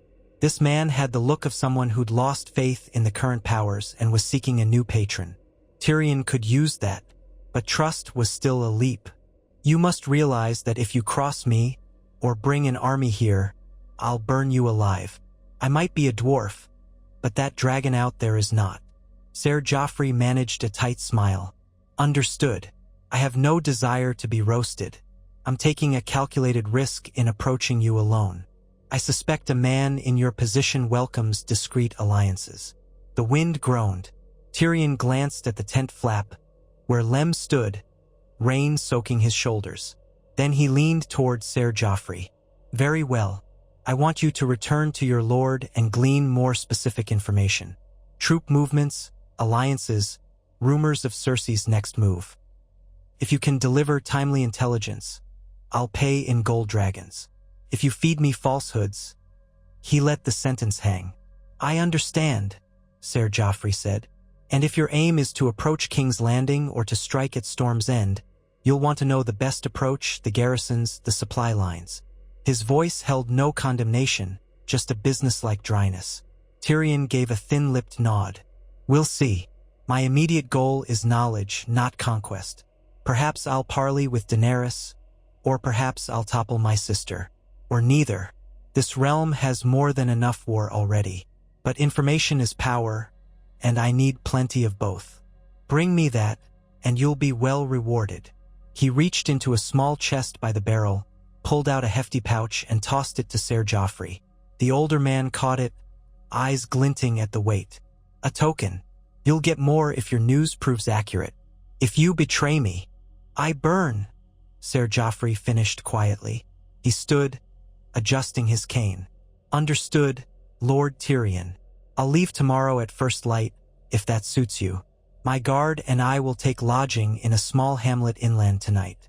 My story remains that I'm tracking a renegade Sellsword. Tyrion rose, the lantern's glow flickering across his scarred face. Do so, but step carefully. My men will escort you partway down the path. Ser Joffrey bowed. Then, until we meet again. He paused as if to speak further, then thought better of it. In another flash of lightning, the older knight left, water trickling off his cloak. His guard followed, passing Tyrion with a quick nod. Lem fell in beside them, presumably to ensure they caused no trouble. Tyrion stood in silence, listening to the rising roar of the storm. When they were gone, Tyrion pressed a hand to his temple, rubbing at the tension blossoming there. The dryness of his mouth told him he craved wine, but he had only half a cask left. He reached for a flask anyway, taking a small gulp. The taste was bitter on his tongue, not the sweet red he once favored at King's Landing feast. For a moment, he let the thunder fill his ears, eyes closed. The realm was a tinderbox, and he had just lit another spark. Hiring a roving knight to spy for him was a classic Lannister move, but with a twist. Now Tyrion had a dragon to back it up, or 2 dragons if Ember counted, and that changed everything. He left the tent, stepping into the rain. Night was falling fast, the sky slashed by lightning. Sharera perched at the cliff's edge, her silver scales slick with water. Ember crouched at her side, occasionally squeaking at the rolling thunder, as if challenging the storm to a duel. Tyrion approached them, the wind tugging at his sodden cloak. He laid a hand on Shira's flank. She felt even hotter than usual, steam rising where the rain struck her. She turned her head, one golden eye blinking at him. For a moment, He simply stood there, letting the storm lash him, letting the dragon's warmth saturate his palm. Lightning lit the horizon, revealing the roiling sea. In the bright glare, Tyrion saw Shira's wings spread slightly, as though she were poised to leap into the tempest. His bandaged forearm twinged, reminding him of the blood he'd spilled to forge this tenuous bond. He thought of Valyria's crumbling ruins, of the quake that nearly buried them both, of the nights spent in Essos dreaming of a place to call his own. Now he stood on the threshold of a new war, with a power that might rival kings. And he felt the old excitement flicker in his chest, the gambler's thrill. He was playing a dangerous game, more dangerous than any he'd played in King's Landing. He laughed softly, half mad in the storm. All my life, I longed for acceptance. Now, I have a beast of legend at my side, and half the realm might want to see me dead. So be it, then. Let them come. Shirera rumbled in the thunderlight, as though echoing his sentiment. Ember screeched into the dark, a smaller but no less defiant cry. Tyrion could not help but grin. The storm's wind tore away his laughter, flinging it across the cliffs. In that moment, he felt truly alive, dwarfed by the dragon's power and the swirling might of the sky, yet free in a way he had never known. When dawn arrived, the gale had mostly passed, leaving broken branches and puddles scattered across the camp. Tyrion emerged from his tent, blinking in the weak sunlight. One of his men reported that Ser Joffrey and his guard departed before first light, heading inland. Tyrion acknowledged it with a grunt. They would see if the old knight proved trustworthy. Meanwhile, Tyrion set about drying their stores, reorganizing the tents. He spoke with Raggan, who leaned on his crutch, face pale but determined. The big mercenary grunted that the storm made his leg throb, but he would live. Tyrion offered him a place by the fire, handing him a spare wineskin to chase away the ache. That was the best he could do until they found a proper healer. Around midday, Shirera took flight, trailing along the coastline with Ember. Tyrion watched from a vantage, arms folded. The silver mother soared gracefully, wingtips glinting in the sun, Ember following in her slipstream. They vanished beyond a headland, presumably hunting. Tyrion wondered if some unsuspecting deer or wild goat inland would find itself roasted. He sighed, wishing he had more control, but trusting that the region was sparsely populated enough to avoid notice. While she hunted, Tyrion mapped out hypothetical routes deeper into the Stormlands.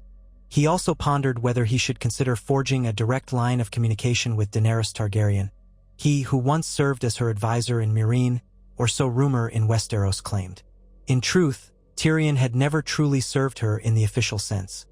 He had parted ways from her city under complicated circumstances, but he had admired her from afar. Now that she and Jon Snow were allied, perhaps they could be approached. But the risk was enormous. Would Daenerys see Tyrion's dragon as a threat to her sovereignty? Or would she welcome an additional draconic ally, especially one who claimed no Targaryen heritage? He was still pondering these questions when a shadow passed overhead. Shirera returned, Ember lagging behind, clutching the remnants of some large boar in his claws. Tyrion glimpsed the blackened, half-cooked flesh. The mother soared to the cliff's edge, landing with a rumble. Ember crashed beside her with an awkward bounce, tossing the boar's carcass aside. Tyrion approached, raising a hand in greeting. "Have a good hunt, did we?" he muttered. Shirera turned, flame dancing in her nostrils, as though to say, "We found it well enough." Suddenly, a terrified scream rang out from the path below. Tyrion jerked his head around. One of his men was sprinting up, shouting incoherent warnings. Tyrion dashed toward him, heart pounding. "What is it?" "A man. He's... Oh gods, it's a man with a donkey on the trail. Must be a wandering peddler."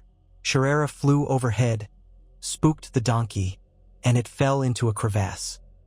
"He's wailing about devils in the sky, and he's threatening to run and warn the local lord if we don't pay him or help him. He's half out of his mind with fear." Tyrion swore. The last thing they needed was a hysterical traveler telling stories of dragons. He cursed that they had not guarded the path more carefully. "All right, calm yourself," Tyrion told the mercenary. "Show me." He hurried down the slope, leaving Sherera behind. At a turn in the rocky path, he found a thin man in a threadbare cloak, kneeling at the edge of a steep drop-off. The donkey lay below, braying pitifully, one leg twisted. The man spun at Tyrion's approach, face wild with panic. "Stay away. Don't come near me, monster's thralls. I saw it. Saw that giant beast in the sky, breathing fire." Tyrion held up his hands soothingly. "Peace, friend. My men, and I mean you no harm. The donkey just lost its footing. Let's see if we can haul it up." The man clutched a small dagger, pointing it wildly. I'll go to Storm's End. I'll tell them you've got a demon up here. You won't keep me quiet. I have to. Someone must do something or we're all damned." Tyrion fought the urge to roll his eyes. He reminded himself that a poor traveler might indeed see a dragon as a sign of doomsday. "It's not a demon, it's just a large beast. We can help you, truly. Here, look, I have coin. Let's help your donkey. And I'll give you enough silver to buy another if it can't be saved." The man stared, tears glistening. The donkey was in pain, braying at the bottom of the drop. Tyrion turned to the mercenaries. "Fetch ropes. Let's see if we can pull the animal up or at least put it out of its misery. We want no cruelty here." He forced his voice to remain calm. Meanwhile, he slowly approached the trembling peddler, offering a handful of silver coins. "There, take these. No one wants your donkey hurt. You can go on your way once we sort this out." The peddler snatched the coins, lips trembling. But fear and desperation still glimmered in his eyes. "If that's a monster that belongs to you, it'll kill us all. Unless the Storm Lords come with swords. Or the Targaryen Queen with her own beasts. She fights devils in the sky, they say." Tyrion forced a gentle smile. "She's far away, my friend, and you're safe here. The donkey simply got spooked. Let's help it. Then we'll see you fed and on your way. No harm done." Inside, Tyrion's stomach churned. This man might still betray them despite the bribe. But perhaps gold and compassion could buy enough time to relocate or to keep him quiet out of fear that Tyrion's monster might incinerate him if he spoke. The mercenaries returned, dropping ropes over the side. Tyrion oversaw the precarious operation, cursing the donkey's brays. Eventually, they managed to haul the poor beast up onto level ground, though its leg was shattered. The peddler wept, cradling the donkey's head. Tyrion sighed, kneeling. "It's beyond saving. Let's do it the kindness of a swift end." The peddler shook his head frantically, but the donkey's obvious agony spoke for itself. Tyrion nodded to one of the mercenaries, who used a quick slash with his knife. The donkey's braying ceased. The peddler sobbed, hugging its lifeless neck. Even the hardened cell's words looked uncomfortable. Tyrion, feeling a rush of pity, placed a heavier pouch of coins at the man's feet. "For your loss, and for your silence," he added quietly, but in a firm tone that brooked no misunderstanding. The peddler looked up, tears still on his cheeks. I'll say nothing, I swear it, but if men see the beast overhead, I can't stop them from whispering. You should hide or ask the Targaryen Queen for help." Tyrion studied him a long moment, the man's raw grief stirring memories of his own losses. "We'll manage," he said at last. "You do what you must. But remember that if you speak of us, I can't guarantee your safety." The peddler clutched the coins as though they were a lifeline. "I won't, I promise." He cast a final glance at his dead donkey, then shuffled off down the path, stumbling over rocks in a daze. Two of the mercenaries asked if Tyrion wanted them to follow, but he shook his head. "He's frightened enough to keep his mouth shut, at least for now. Killing him would only breed more rumors and a missing peddler. Let him go." They watched him vanish around a bend, the soft jingle of silver drifting back until the wind swallowed it. Tyrion stood there, feeling no triumph. The donkey's body lay in a still heap. Finally, he ordered the men to drag it aside, bury it under rocks if possible. Sherera might just devour it, but Tyrion sensed the peddler deserved some respect. If the mother dragon found the carcass first, so be it. We can't remain hidden forever, Tyrion muttered, voice grim. All it takes is one traveler, one rumor. Soon enough, someone more dangerous will come looking. He left the mercenaries to deal with the donkey's remains and climbed back up the ridge. Sharera was still there, but Ember was tearing into the half-cooked boar. The mother dragon flicked her tail, seemingly uninterested in the commotion below.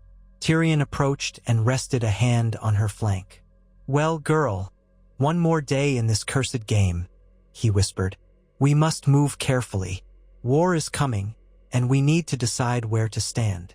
He stared out over the horizon, the sea glinting under a fresh wash of afternoon sunlight.